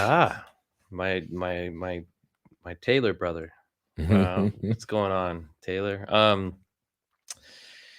Yeah, my favorite probably was Sparky, just because that was the end of such a long journey of wanting to record that song and all of the layers. It's probably the most complex tune, but we decided to start the record with it because we wanted to we're like, screw it, like let's just, let's start it out with the most complex built up thing. And Sparky, I'm really proud of all the music, but that one is probably my personal favorite. Maybe the next one actually, which is kind of that's one that I would consider a sleeper. The next tune, Bandwiches. That's my subtle other. Partially because of we'll get to that, but partially because of the nickname that you gave it when we were recording it. But but the hardest to finish probably was Play With Me. I'm looking at Josh right now. Yeah, he's he's exhaustedly nodding yes. Play With Me took so long to just kind of put everything together and in a way of, because Play With Me also we recorded it at a time where I wasn't necessarily like sold on the final form and different things, so we had to do a lot of chopping things up and moving things around and all of that kind of stuff. So Play With Me, while it's probably the most like kind of poppy tune in a way on the record, that or maybe accidentally, but Play With Me took the longest, I would say, out of everything to like really put together. Skylark and some of those were, especially because the orchestral elements, but there was orchestral elements on Play With Me too. So there was strings and woodwinds and all that. And but the magic of Josh Giunta putting that together was a really cool thing. But Play With Me probably by a landslide took the Yeah. longest. Yeah, Oh, out of okay. everything. All So. right. All right. Yeah. Shout out to Josh Gintis, Love Science Music in the house. Yep. Make sure to go on Spotify, check out Love Science Music. That's Josh Gintis. Yep. Showing the love. All right, we got another question. Luke, shout out to Luke. Luke is asking, what is it like to plan a record like this? At times torture, but but like just because it's Come on, man. definitely takes a lot of it was this is like, I'm amazed that we're at this point. I'm amazed that we're able to have a listening party for an album that exists, that I was talking to my girlfriend about this like 3 years ago, when I was like trying to come up with the demos of things that where we would, to get an idea of like what we would be tracking. And I told her, I was like, well, if we went into the future, like 3-4 years, I could sit and hold a physical item that said that this is the record. But I could never actually, it kind of disproved time travel, because I was like, I can't go to the future to hold something that doesn't exist yet, because I haven't created it yet. And all this kind of, there's a lot of like weird mental things that happen within the creation of that. But especially a record like this, I had never done something like this that was so vertically built. It was so many layers. And things that where I had to develop a little bit of a just being able to be okay with the fact that things are unfinished until they're finished, like where going about the process. Sometimes if you do a recording session that's all in one day, let's say, you go into the studio and you're like, okay, well, let's hope for the best. We got some different takes, all that kind of stuff. But at the end of the day, the rough mixes, you're basically listening to the record it being mixed and mastered and whatever. But with this, it would be like we would record something like, no, we got more days and weeks and months of working on this stuff in order for it to be what it is. And so I haven't worked on like a Pixar movie or anything, but I would think like animation in a way, like where you're still adding assets and visual information until you get to the final product and stuff. It was an interesting challenge, but the biggest challenge is just to be like emotionally, mentally okay with the fact that like it's not finished yet. There's more things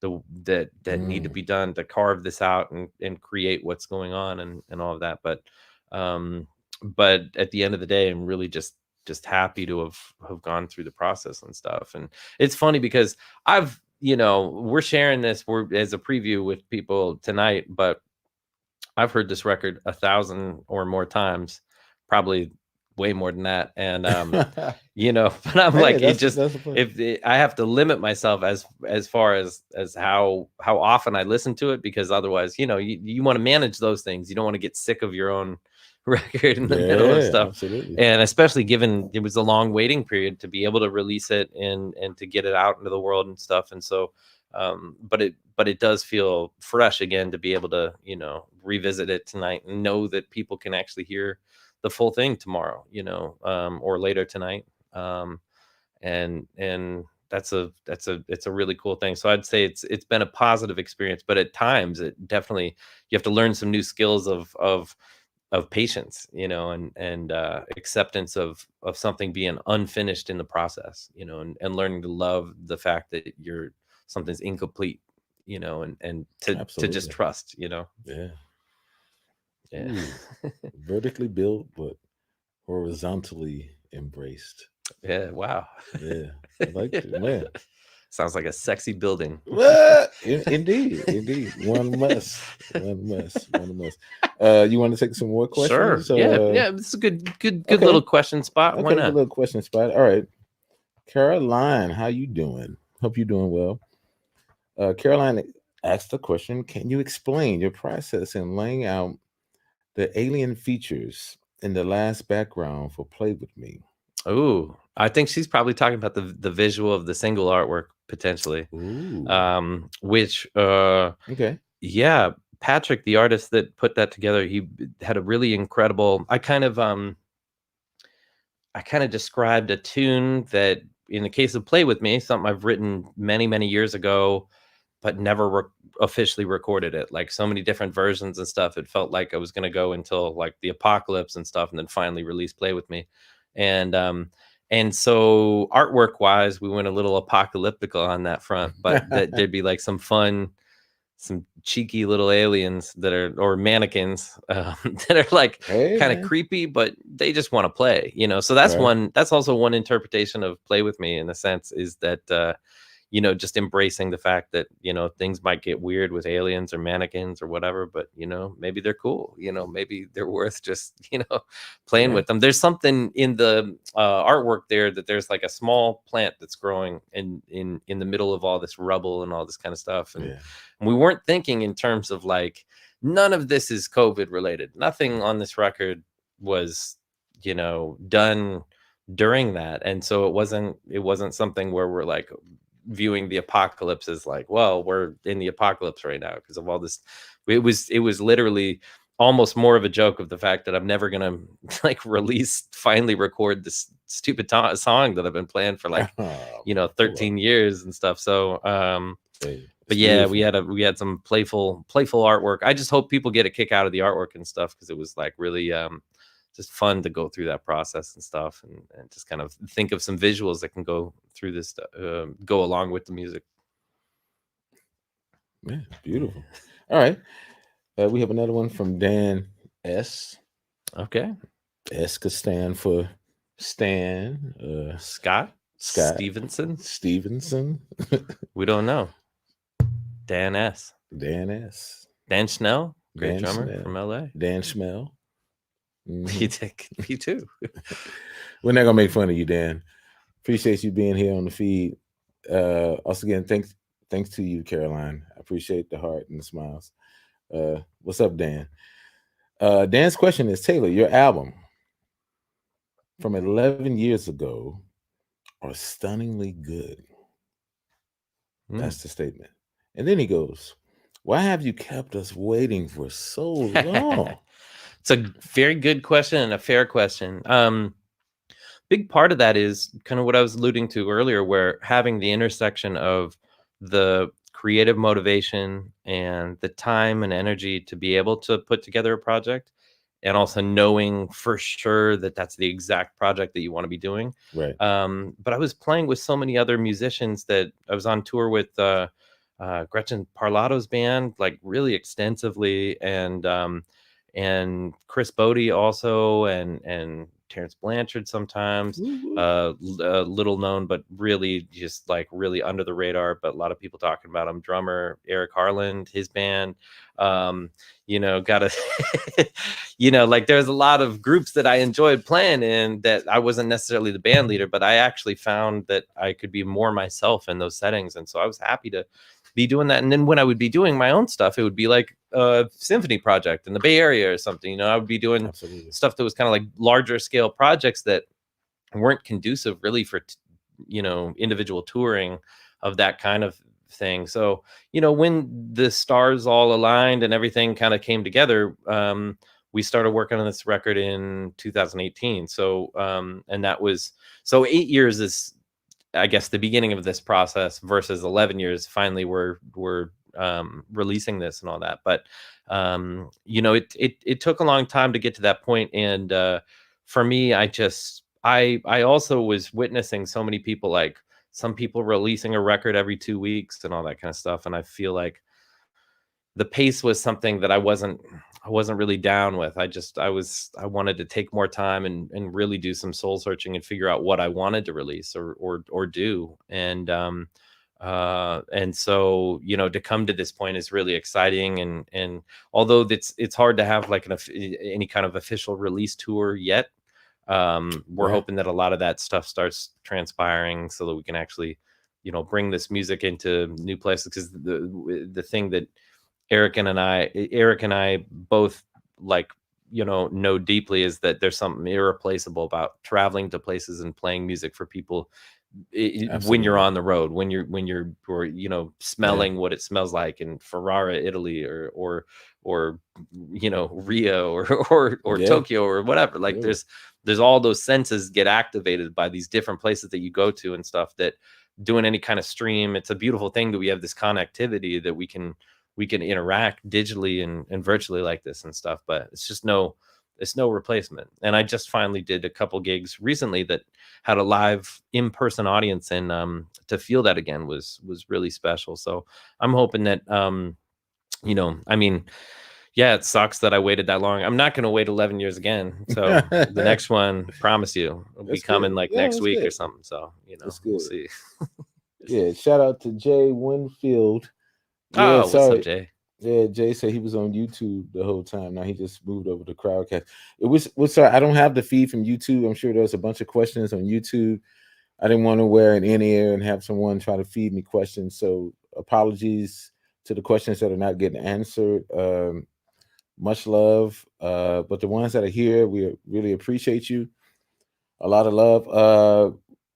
You want to answer some more questions, or should we jump to the next tune and then do some more questions? Yeah, maybe one more question, then we do the next tune. All right. So another question is from Joshua Bolus. I hope I pronunciated your name correctly. I hate when people call me Eric Harlem. Harlem? Who calls you Eric Harlem? You'd be surprised. Really? Yeah. Like as in the like the part of New York. The part of New York. Like wow. Harlem, Eric Harlem. Like, I mean, I could see people chopping off the D. Well, that sounded terrible, but no, but like just Harlan or something. But Harlem? Yes. Wow. It's the Harlem. That's a cool name, though. Eric Harlem. I wasn't mad at it. I didn't really correct him. I'd rather anything than Eigsti. Eigsti sucks, man. I mean, it's that's your heritage, man. But I'd rather it. There was a fullback on the Seattle Seahawks. I hate the Seattle Seahawks, but there was a fullback named Max Strong. I'm like, that's the name I want. Max Strong. I would give anything to have that name. Yeah. Oh, there's a lot of football players' names that are pretty interesting. We should do a whole podcast. Most of them on the 49ers. Jaquaski Tart, like people like Raheem Mostert. He must be related to Sweet Tarts. Could be. Mm-hmm. What's Joshua's question? Oh, so Joshua's question is like, tell us about your process for writing lyrics and what the lyrics mean to you personally on this album.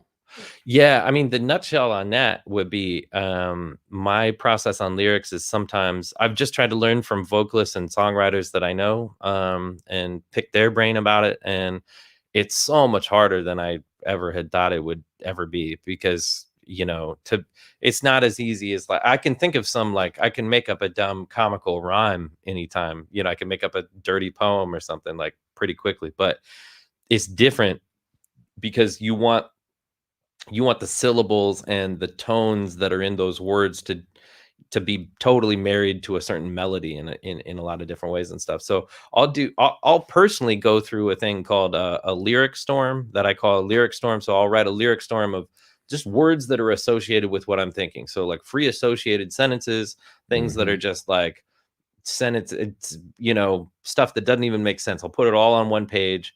And then I'll start going through like what keys I'm dealing with in the tune and what's happening there and see if anything fits phrasing wise and stuff. One of my favorite ways of writing a melody, whether or not you end up with lyrics on it or not, is to just, take any kind of any words that you see anywhere around you from the phone book or who the hell has a phone book? But I mean, like, a piece of paper with words on it, and then use those as lyrics and then ditch those words, and then you got a melody that's based on the phrasing, the human voice. So it's a really challenging thing that I don't consider myself anywhere near able to do that well compared to just great songwriters and great lyricists or vocalists or musicians that marry those two concepts of words and music. But it's to me it's way harder than writing a tune without lyrics. It's much harder because you got to tell a story, but also like not in a corny way, and like to try to find a way to if you can sneak a metaphor in there or something, like things like that. So but I would say if you haven't tried writing lyrics before, try to do it, because it's a very interesting, you'll learn a lot from the process, and you'll get really pissed off too at one point, because it's like, man, this is hard.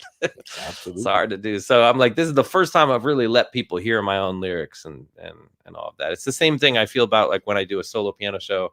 If I know a bass player is in the audience, if there's a bassist in the audience, I'm not doing any walking bass lines because I don't want to like subject myself to what they're actually thinking, you know. so yeah, as far as words go, it's a cool process though, and it's therapeutic. You know, you can get some stuff off your chest. So absolutely, yeah, awesome. I think that's a great segue because you know, if you're in Taylor's, if you're blessed to be in Taylor's inner circle, one thing that you understand is Taylor's not short of an observational opinion about something not living up to what it should be, right? And he finds a way to embrace it and bring the better good for what it could be out of it. So I love this next song called Bandwiches.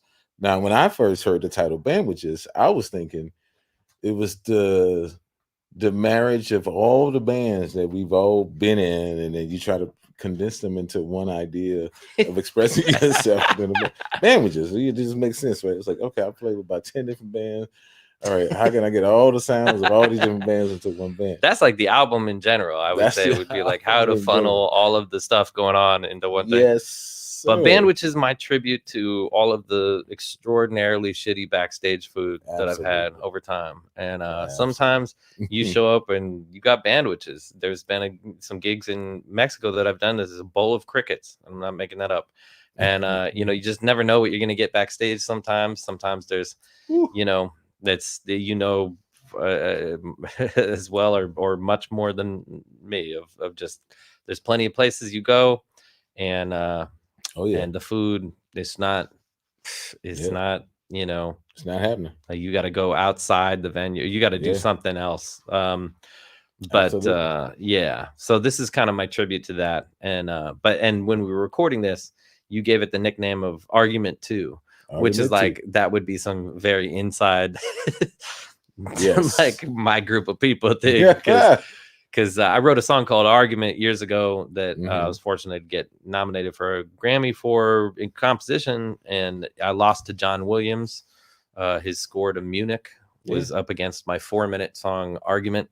So John Williams won, bless his heart, didn't show up to receive the award, but, you know, good for him. And but yeah, Argument was kind of a song that I created around like an actual conversational argument. I wanted the whole slope of the melody and the hits and everything to be based around an argument between two people and stuff. But this tune Bandwiches has some of the same elements, so it's kind of a similar tune in some respects. Yes, indeed. Right. All right, y'all, we're gonna check out Bandwiches, and then I'll take a few more questions. And you know, please tell your friends to join in. We're gonna be here. We're having a good time. Hopefully you're having a good time too. Lots of love. All right, here's Bandwiches.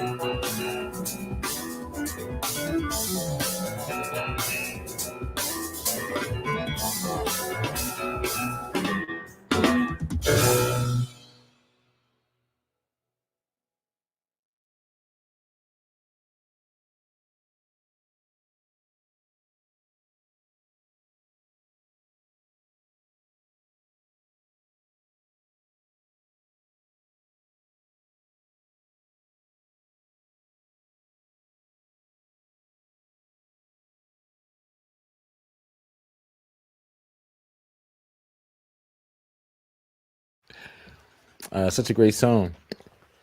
We Thank have you, another man. question from. They wanted to leave their name anonymous. It was like, what got you? I just need it to be known that I'm not in there ignoring everything. It's just like these times when we play the tune. It's the only bathroom break that we exactly have right now. Absolutely. So I'm back. Right. Well, this we got an anonymous question. Anonymous question. They didn't want to leave a name, you know. So they say, what got you to the point of wanting to put out a new album after years since the last? And then second, given how much you put into your music. Oh, I guess that's part of the same question. Well, thank you, anonymous. Really finding the right situation. So being a part of GSI and absolutely the people here and what they're doing, what they're a part of, what they've created. And really, I mean, GSI has just gone through so much evolution in and of itself too, like of just watching it from the ground up of just, you know, like-minded people that wanted to create a studio together and create a label and create a vision and all this kind of stuff, and just being a part of that I don't know, there's a feeling of family that it's no disrespect to other record labels that I've been with in my career, but there was a familiarity and a friendliness to this that I really loved that as part of the process, and it enabled me to kind of not hold back from being myself, and and the fact that it was encouraged that I could do the project that I wanted to do, and without anyone telling me like, don't do that, you know, or you can't do that or whatever. That really meant a lot to me. So as an artist, that was to me the biggest reason why I was so ready to do something again, because I was like, it just felt like the right situation, felt like family. So yeah, well, you know, I appreciate that. Hey, you know, But you are again, are GSI. Your name is up on a sticker on the wall. no, like a big sticker. No. We've known each other for years, man. the experience has been completely mutual and above and beyond. You know, to the point where I can honestly say I'm glad to share a life cycle with you. Hey, bro. Sometimes you can't say that, right? You know, some people Yeah. be like, wow. Can we get this over, right? Can we wrap this on up? You know, and I'm saying I'm ready to go. The first gig that we ever did together was in something like 2005, 2006 or something. And so more than 16 or so years ago, but I remember it was out in upstate New York. It was a trio gig we did with Ugana Kegwell. Right. But I was so honored that you rented a car and drove out there. You rented a car and drove like 4 hours out to this random place to like do a gig with me, where I was like, man, that made me feel special, man. I was like, man, you rented this car. You full on rented this like red, whatever it was. Like, it was like, I feel like it was a Mazda or something, but right. I was very honored that you rented a car and drove out there. And I was like, man, I was just I'm turning 37 soon. But I was more like 21, like a scared little kid, where I was like, man, you actually, you went to some effort to get here for me. I was like, yeah, I was like, and also that gig itself was I felt so inspired by everything you were playing that I'm like, well, that's Likewise. I want to be playing with this dude for as long as I can. So hey, man, appreciate you, man. Hey, the catalyst of Voyager. Hey, man, that's how it became to be the thing. Needs to be. Where are the questions about when the next Voyager record is happening? Because we need some questions on that. We good. I mean, we'll figure it out. Oh, okay. So that was Jay. All right. Thank you, Jay, for not being anonymous. All right. Going off of Jay, we have a question from Jake, I believe. How did you balance the single songwriter side of the album with the more instrumental improvised side? Great question. These are great questions. Yeah. This is really fun to talk about too, because I think on some level too, that's a question for both myself and Josh Gianta too, where in putting this record together, we wanted a nice blend of those two, where in the instrumental situations, there's some complexity, but I think this whole record is a little bit of a reflection of it's trying to showcase in a way the variety in the last like 10, 11 years of my life of just different settings, like solo piano, duos, trios, quartets, really on up. There's a lot of variety in this record, texturally and that sort of thing. And so kind of balancing those, I wanted to put the emphasis on maybe with the exception of Bandwiches, the episode, like the emphasis would be on melody on this record. So I always make fun of my girlfriend sometimes I tell her, I'm like, hum Bandwiches for a second. She's like, she can't do it. So it's one of those like, every record there might be like, maybe you can't hum every single tune very easily, but but some of them, there's some of these tunes that I wanted it to stick in your head a little bit, like just kind of like almost more of a poppy side of things. It's just an assimilation of influences and stuff. And so that is a challenge, though, to make it flow in the right way. And so that's where, in my mind, if you're putting together an album, like sequence really plays a big part. So, like how do you one thing that I have no humility about is that I'm good at planning a set list on a show, and so sometimes for some people I'll commandeer the set list and I'll be like, this is what we should do, because I really like seeing how things can evolve and everything, and where you take people on a journey, and that's one thing also that audiences are going to really have to get used to again. Which is just allowing musicians to dictate the set list and control the slope of like the mystery that unravels and all that kind of stuff. So the sequence to this record tells a specific story that I was like really, I think once you center on what the story is and the intent, then you can combine, even some very different types of stuff. If the story happens in the right way, like there's TV shows or movies where you're seeing a story told from the perspective of 4 different people, and you might, one episode is their episode, one episode is like focused on somewhere else and all that. And so, putting together an album that has both a singer-songwriter element to it, but then also has like a lot of complex fusiony things or different things like that, like it's something that you just got to hear it in the right way to allow the journey or experience to evolve in a way that kind of makes sense as a hybrid between all those things. So what's the next track, Playing Over Kansas? Was it a chance to get away from the Bandwiches? You would get if you was to play a show in Idaho.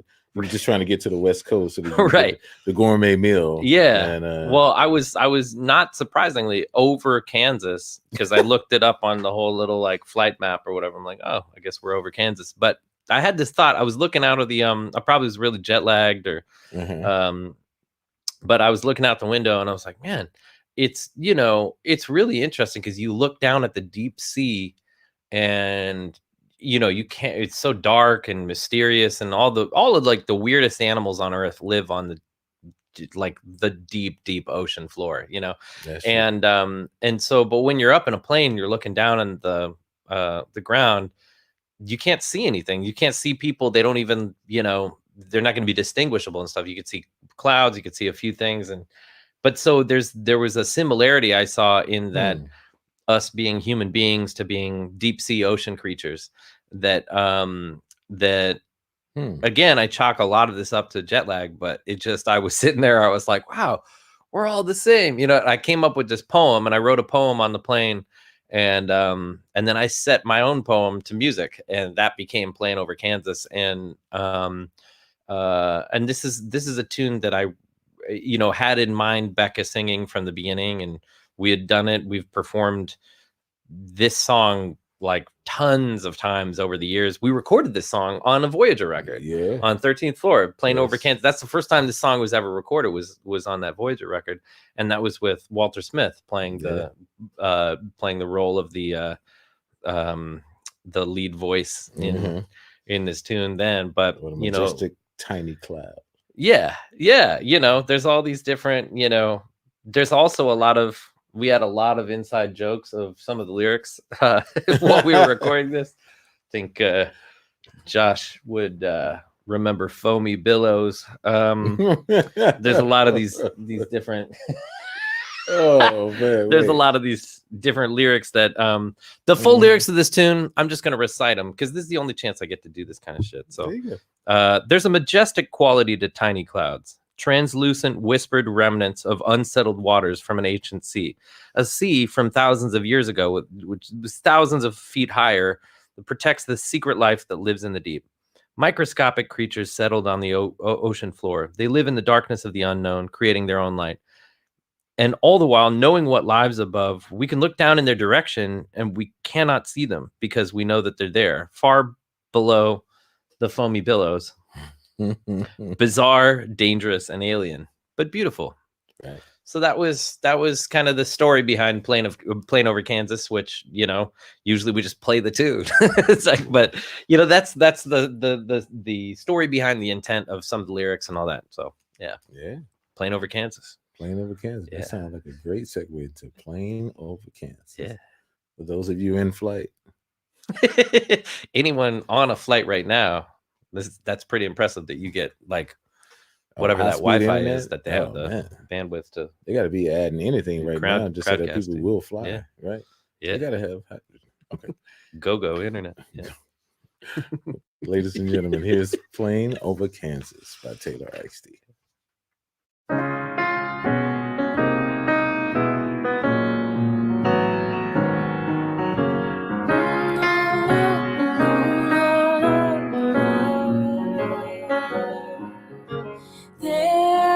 So majestic quality, the tiny clouds,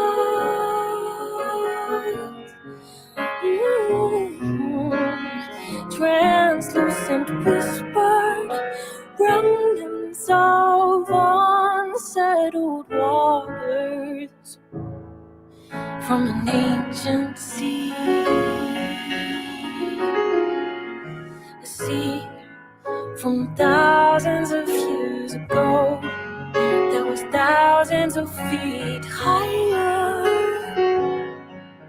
protects the secret of life that lives in the deep. Microscopic creatures settled on the ocean floor. They live in the darkness of the unknown, creating their own light, and all the while knowing what lies above. We can look down in their direction, but we cannot see them. Still, we know they're there.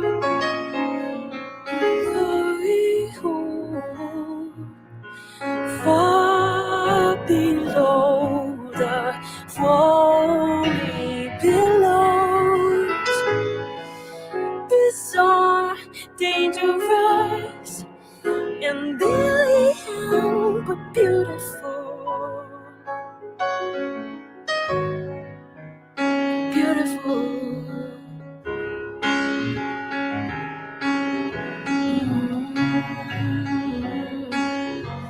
Oh, la, la, la, la, la, microscopic creature settled on the ocean floor. They live in the darkness of the unknown, creating their own light, and all the while knowing what lies above. We can look down in their direction, but we cannot see them. Still, we know they are there.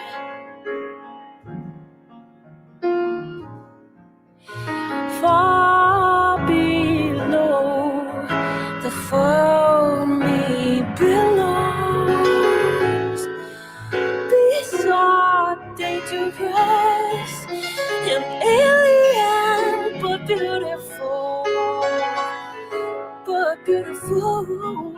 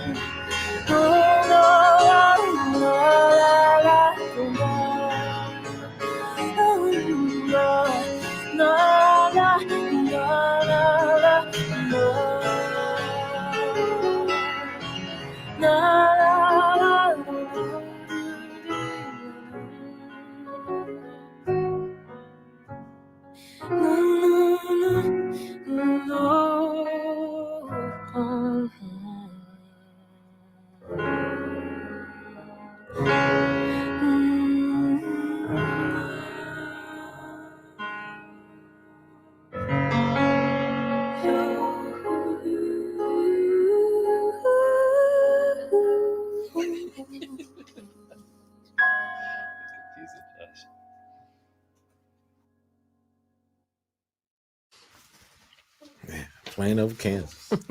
That's definitely been one of my favorites. Yeah, I love that song so much. And so I guess we were talking about the inspiration behind it, but at the same time, once again, toward the end, you get into this momentum, what I like to call positive chords, so they tend to have a very what the New York Times calls streamlined consonants. I'm drawn to streamlined consonants, says the New York Times, which is fine. I'm the major chords guy. I'll own that. I'll wear that. That's fine. Dude, look. I like stuff that sometimes like you can get some powerful major chords. It's part of the sound that I like. So, it's weird over the years. You hear people outside yourself describe your own music to you, and you don't really even consider it and stuff. But then that was something that always stuck with me for whatever weird reason, where I remember that little that little comment. But I was like, there's a place for dissonance, but yeah, maybe I am drawn to hope. Some powerful consonants of hope and hopeful chords. Hope. Who knows? Hope. Yeah. You bring hope into the music. Man. People need a place to dream. If you're to all the critics out there, much love. I understand. No disrespect to the brilliance of the articulation that you're trying to describe, the art form in which we as musicians are actually physically performing. But hey, sometimes we just need to be ourselves and allow ourselves to be experienced. And I appreciate that, man, because it's hopeful. Yeah, it's definitely hopeful. Yeah. And if anyone would just embody the whole body of work that you have, contributed, they would understand the wide variety of aspects of things that you do contribute. And so a moment of delivering hope is just a moment of delivering hope, and that's what it is for. That's hopeful, man. It is. I know I listen to that song and I'm like, I'm on a plane over Kansas, thinking about going to San Francisco or LA. And I'm like, wow. Hopefully you got the upgrade though, because no one wants to sit on a plane over Kansas song, in 13 economy is cool in that song, just not the middle seat. 27 G or something, No. That's a different plane over Kansas. Oh, that's a totally different plane. But then that's an international flight that landed in at JFK or Newark. So the flight attendants already Ryanair. Yeah, that's somehow they end up over Kansas. Right. That's wrong plane. Not much hope there. So oh my God. I haven't been on a plane in a year and a half. Really? Yeah. Wow. I've been on I guess because I have to hop between, but like, yeah, I mean, it's not that bad. It's about the same. I mean, the big difference is that they don't serve you any hot meals or anything, or, they basically, the airlines was like, we're going to solve COVID by only giving people Cheez-Its. So like, that's their way of dealing with the virus crisis. So you just get Cheez-Its now. That's the biggest difference. And you gotta, you sit there wearing a mask and stuff. So, I mean, it's fine. It's totally, the same. Yeah. It's basically exactly the same. Yeah. Oh, wow. Okay. Yeah. Okay, we don't have to go into that. Yeah, I mean, that's a whole other. Yeah, that's a whole. Woo, I definitely want to dive into that. That will be another podcast. Yeah. We will talk about such things. But for now, a nice segue, since we flew over Kansas. Anybody that's been in Kansas understands that not only tree falls, but trees have felled. That might be your best transition out of all of them. Really? Yeah, that was. Hey, tornadoes and everything comes through there, and you never know what's going to happen. And you ever watch Twister? The scene of that was just so sad.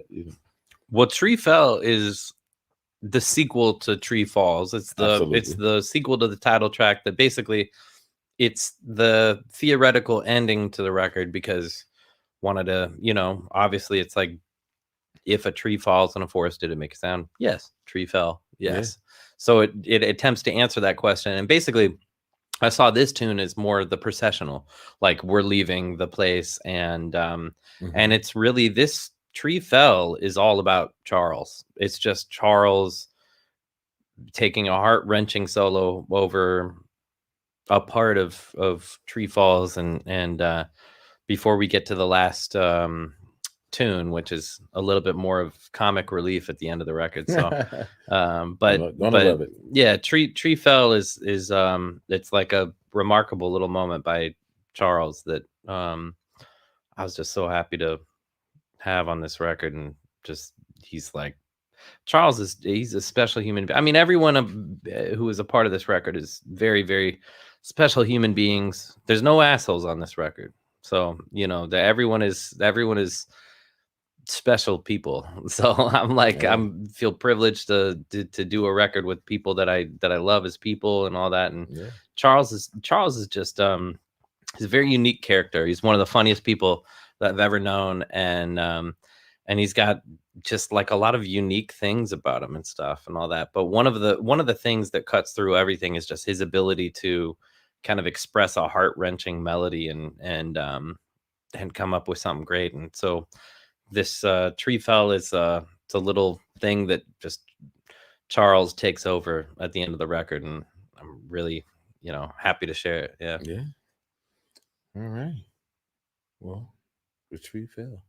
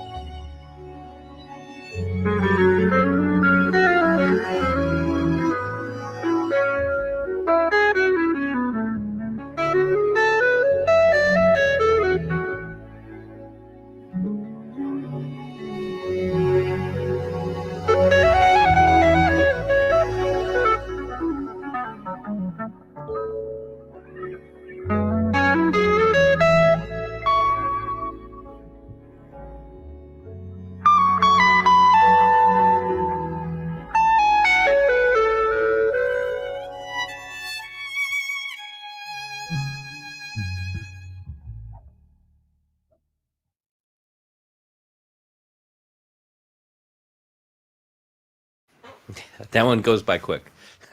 Yeah. Yes, indeed. All right. Wow. The Tree Fell. Oh, we're gonna take a few more questions. Yeah. Thank you all for hanging out with us. Wow, we're stretching toward the 2 hour and 30-minute mark. Here we are. That's the brilliance of a great recording, a great album, and being in the presence of great energy and a wonderful human being and person and a beacon of light. And once again, I'm honored to have Taylor Eigsti here. Man, well, I would just say that just so people know, the album itself is not 3 hours long. So just but our hang tonight has been awesome and has stretched that amount of time. But the album's a nice, good, tight. You know, you got an hour, check the album out. You know, that's about all the time you need. That's about all the time you need. Absolutely. Okay, well, we'll take another question. Judy says, years ago, you said you wanted to do a solo album and an orchestral album. Still considering or not?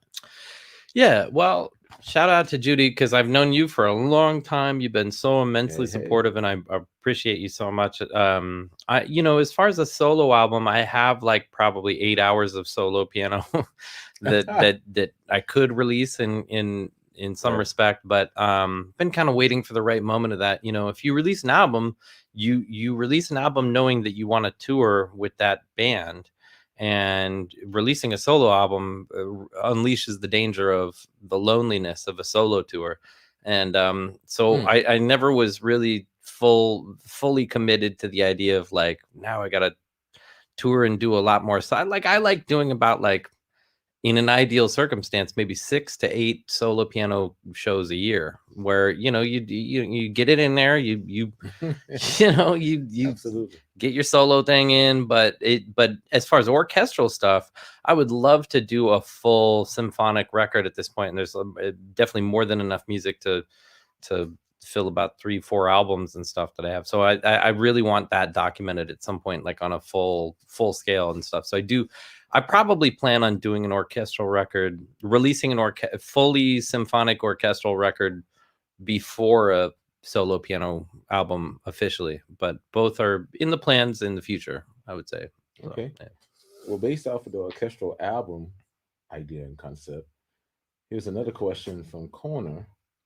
How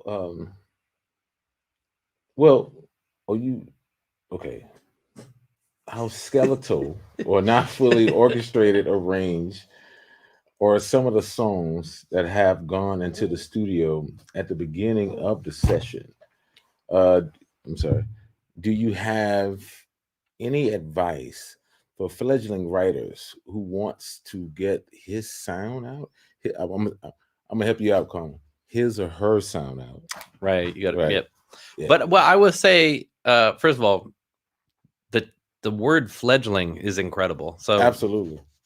First off, that is a great word to use. But the going into this particular recording session, everything was pretty fleshed out. Everything was more. There was flesh on those skeletons. Like there was definitely some meat on the bones of doing a lot of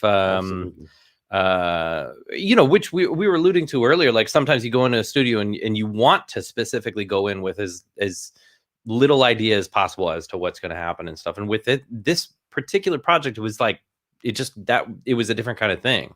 So I had a particular idea, had specific parts, all of that, and luckily Josh Giunta was there to know how to put all of this together and make it all work. And I think that the level of OCD preparation of this particular project was kind of necessary versus some other projects where the idea would be to get away from that, and I think great stuff can be created from either angle. So for this one, there was a lot of preparation and there was a lot of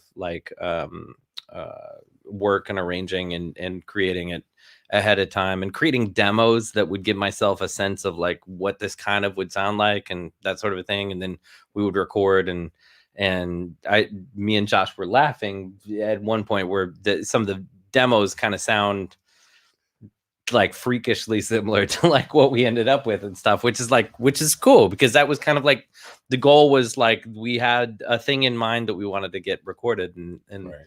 We were able to. So it was that's a different experience for me too, because I'm way more used to the other end of the spectrum. We're just going in and trusting everyone and knowing you're going to create something cool and just going in with no expectations or no specific, just real skeletal stuff as you put it and stuff. So, but yeah, I mean, I think that you can get to the level of creating something really cool from either angle. So, this was a chance to explore that angle. Okay. Awesome. Okay. We got a twofer from Joshua. And then I think okay. All right. Well, maybe, what, Jeremy, great to see you here to hang, man. Okay. No. Okay. That's not a question. That's just thank you. Appreciate you, Jeremy. All right. We'll take this twofer from Joshua. Sorry, I'm trying to keep up. I'm getting queued on a lot of different questions, and I know we need to wrap this up soon. We appreciate all the support and everybody that has tuned in to thank all of you guys. Yeah. It's been wonderful.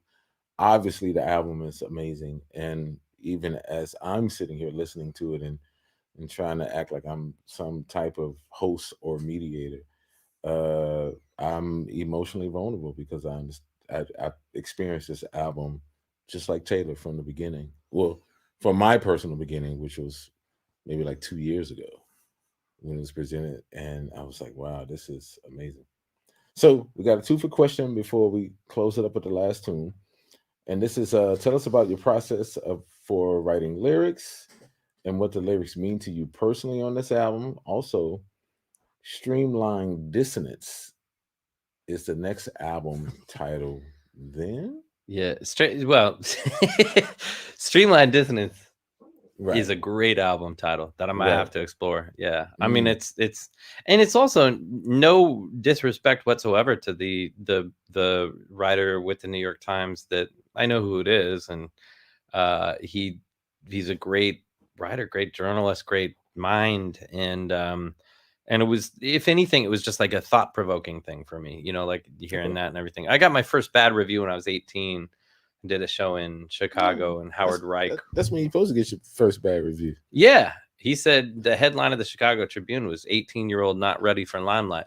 There you go. And it was brutal. You but wasn't ready. But Streamlined Consonants, that's just something more like, wow, that's something to think about. Like I never thought about it that way. Like, you know, it's not necessarily a negative thing or whatever. But Streamlined Dissonance, though, might be something to explore just for the musical possibilities, you know, like there's some different, you know, sometimes been in some situations, even here also on one recording that we were a part of, where there was a catalyst for dissonance. There was some things that sometimes dissonance can be just as beautiful as consonance in a lot of different ways. So yeah, I'm into that. But now lyrics for me, like I was saying earlier, like those they don't have to be personal.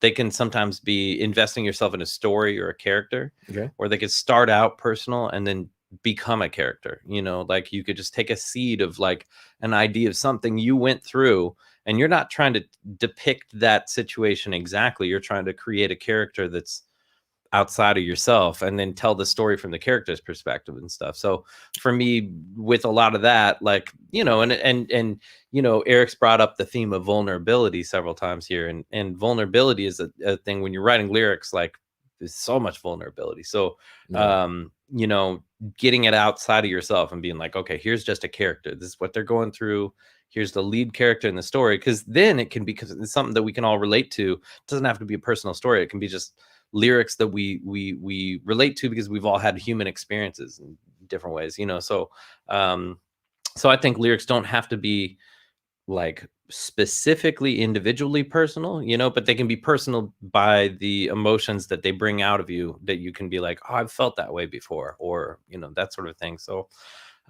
yeah, different experience for me to let that be on a record and stuff, because this is the first time I've ever had a chance to let people hear any of my little weird words. So no, not weird at all. Transparent. Back to vulnerability, and you know, and allowing people to see yourself.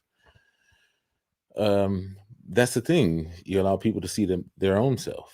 You know, it takes one to know one. There's a lot of depth in a lot of things. I have to be quiet on a lot of different instances, because I personally love reading into things more deeply than what they are. But sometimes that's not the way of the world, right? Sometimes we just want to take things at surface value. And I'm with that. And another segue. Yeah, let me see how you work this segue out. Surface value. Is that we bring it to the last track. And I don't mean surface as this person doesn't have the depth in them to be great, but it was just something on the surface that we all can relate to. Something bubbling in the stomach. Couldn't allow them to be present in the moment in time. So it became the situation. And even more so, became the DJ situation. Yeah. And I know you're thinking DJ as in like, what's good, DJ Nice? What's up, D Nice? He don't even want to be called DJ Nice. I'm spinning tonight. Well, no, something else was spinning, and it was causing other things to emote forwardly and otherworldly that we shall not describe. But as we are here, are there any other notes that you would like to particularly say about the DJ situation? Yeah. So David Ginyard, DJ Ginyard, is Yes, one of sir. the best bass players in the world. He's amazing. He's someone I look up to immensely as he's just like so incredibly great at his instrument and everything that he does, and I respect him immensely, and I love the sound that he gets out of electric bass. I got to know him through Terrence Blanchard's band. Like I sometimes play in that band when Fabian Abla's on, one of my favorite pianists. When he can't do it and stuff, sometimes I'll come in and do a gig or two, and getting a chance to play with DJ and like just getting to know him. He's one of the most just also he's like someone that you would be like, you know, hey, I got this $11 million necklace and my child, could you just watch them for like an hour or whatever? Like you would trust DJ with anything. Like he's something. Yeah. I don't know why that's Absolutely the first example I come, but he's someone that's just so trustworthy, and like you can relate qualities you would want in a bassist. Like, you know, you can trust that person. And he said the morning of the session, the morning of us tracking, that he had food poisoning, and so he couldn't be there. So we recorded this entire album without bass, and we had to add bass later. And it's hard to tell from listening if you didn't know that bass was added later. But he also went, and we had given him the roughs and the, you know, from what we had tracked and stuff. He listened to it for 3 weeks. He came in and punched out like first take.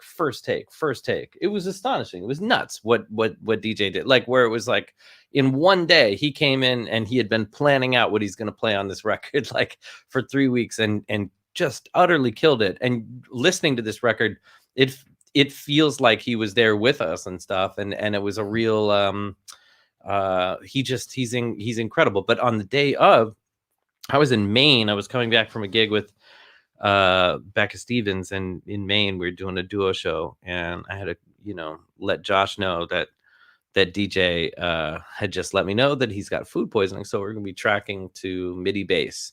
And after a whole day of doing this, on the first day, me and Eric and Charles were, you know, we survived it. We were doing good, but we were also like, you do a whole day of tracking with no bass player, you got to get some things off your chest. So we were just chopping out for a while. We were like, okay, just let's record something. Like just fucking like just chop out and like just kind of like get some stuff off our chest. And so yeah, we decided to put together this little ode to DJ and his stomach situation that we call the DJ situation. The DJ situation. Yes, indeed. You have one new voice message. Yo, Josh. Sorry to call you kind of early. Yeah, I'm still in Maine, which I'm flying back. Listen, I got an email from DJ that he says he got food poisoning. So, and he's not gonna make it. So, I'm kind of thinking we just go ahead and let's record the stuff while he's, you know, glued to the toilet or whatever the hell is going on. We can track it to like my MIDI bass or something, and then just add them later. We'll figure it out. DJ's like that good, I think, that he could definitely come in afterwards and kill it. So see what happens. Man, what a day. All right, man. I'll see you in a little bit. Peace.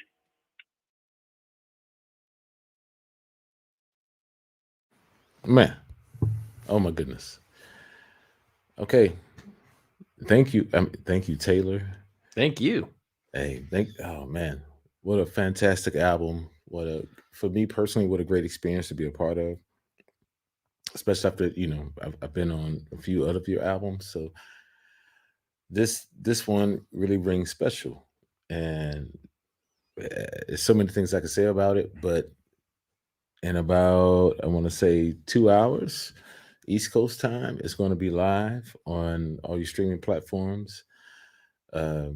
If you can go to iTunes and actually purchase it, that's actually great, because I believe Taylor is probably an Apple Music affiliate, and that's going to benefit, you know, the artists. I mean, I'm just excited that people can finally hear this, you know. Yeah. And hope that you guys enjoy. And you know, you and I have had, as you mentioned, like a lot of different recording experiences together and stuff. And I remember one of the albums, Let It Come to You, that I did for Concord Records. That was we had this one.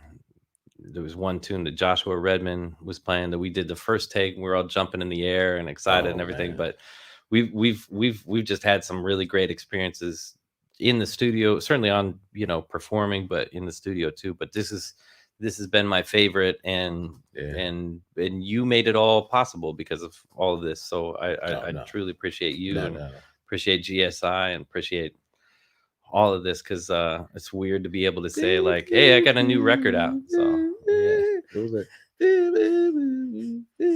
I can't see. Come on, man. Leave me out there. Let it come to you. Yeah. Yeah. Oh, yeah. man. There's some flutes on that. Yeah.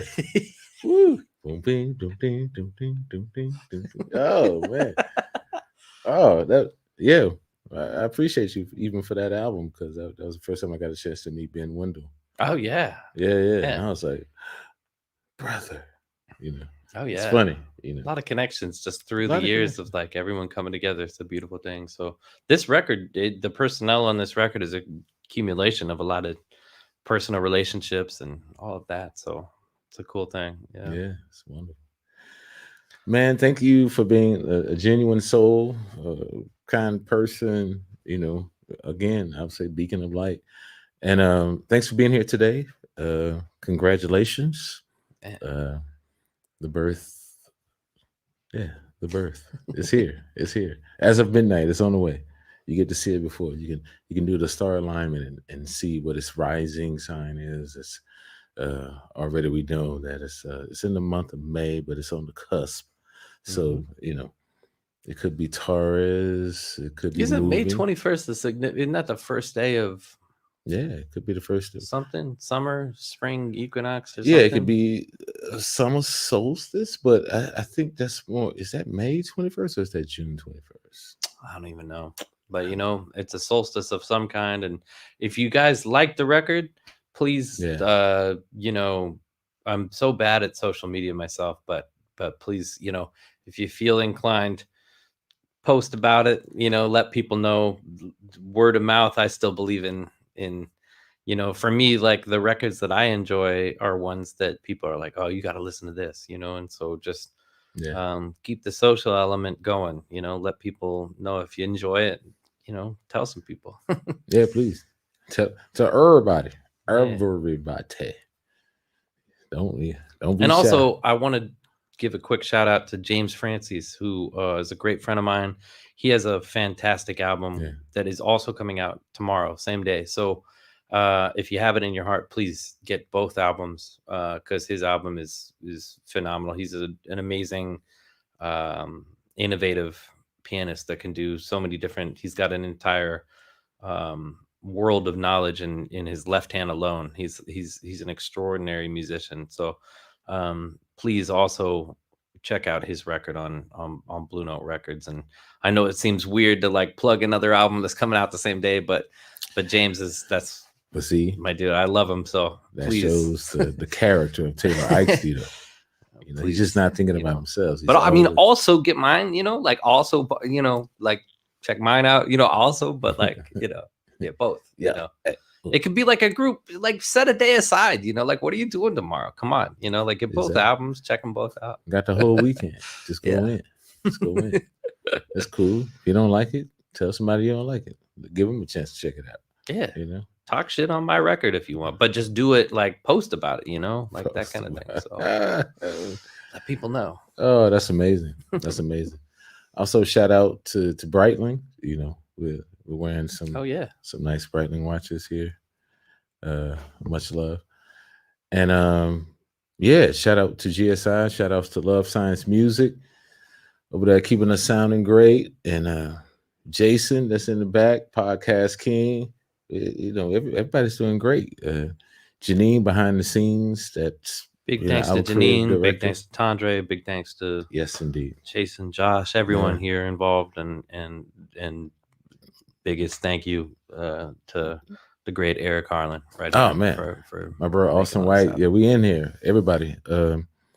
Yeah, thank you all for tuning in. Thank you for. Oh, and Ryan Vaughn too. I don't want to leave. Oh, him out. Ryan. Oh man, where would we be without Ryan?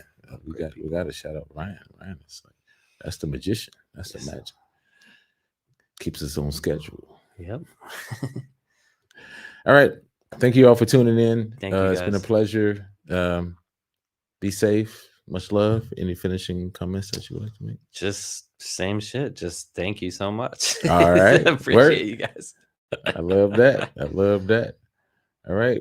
We out. We out of here. Boom.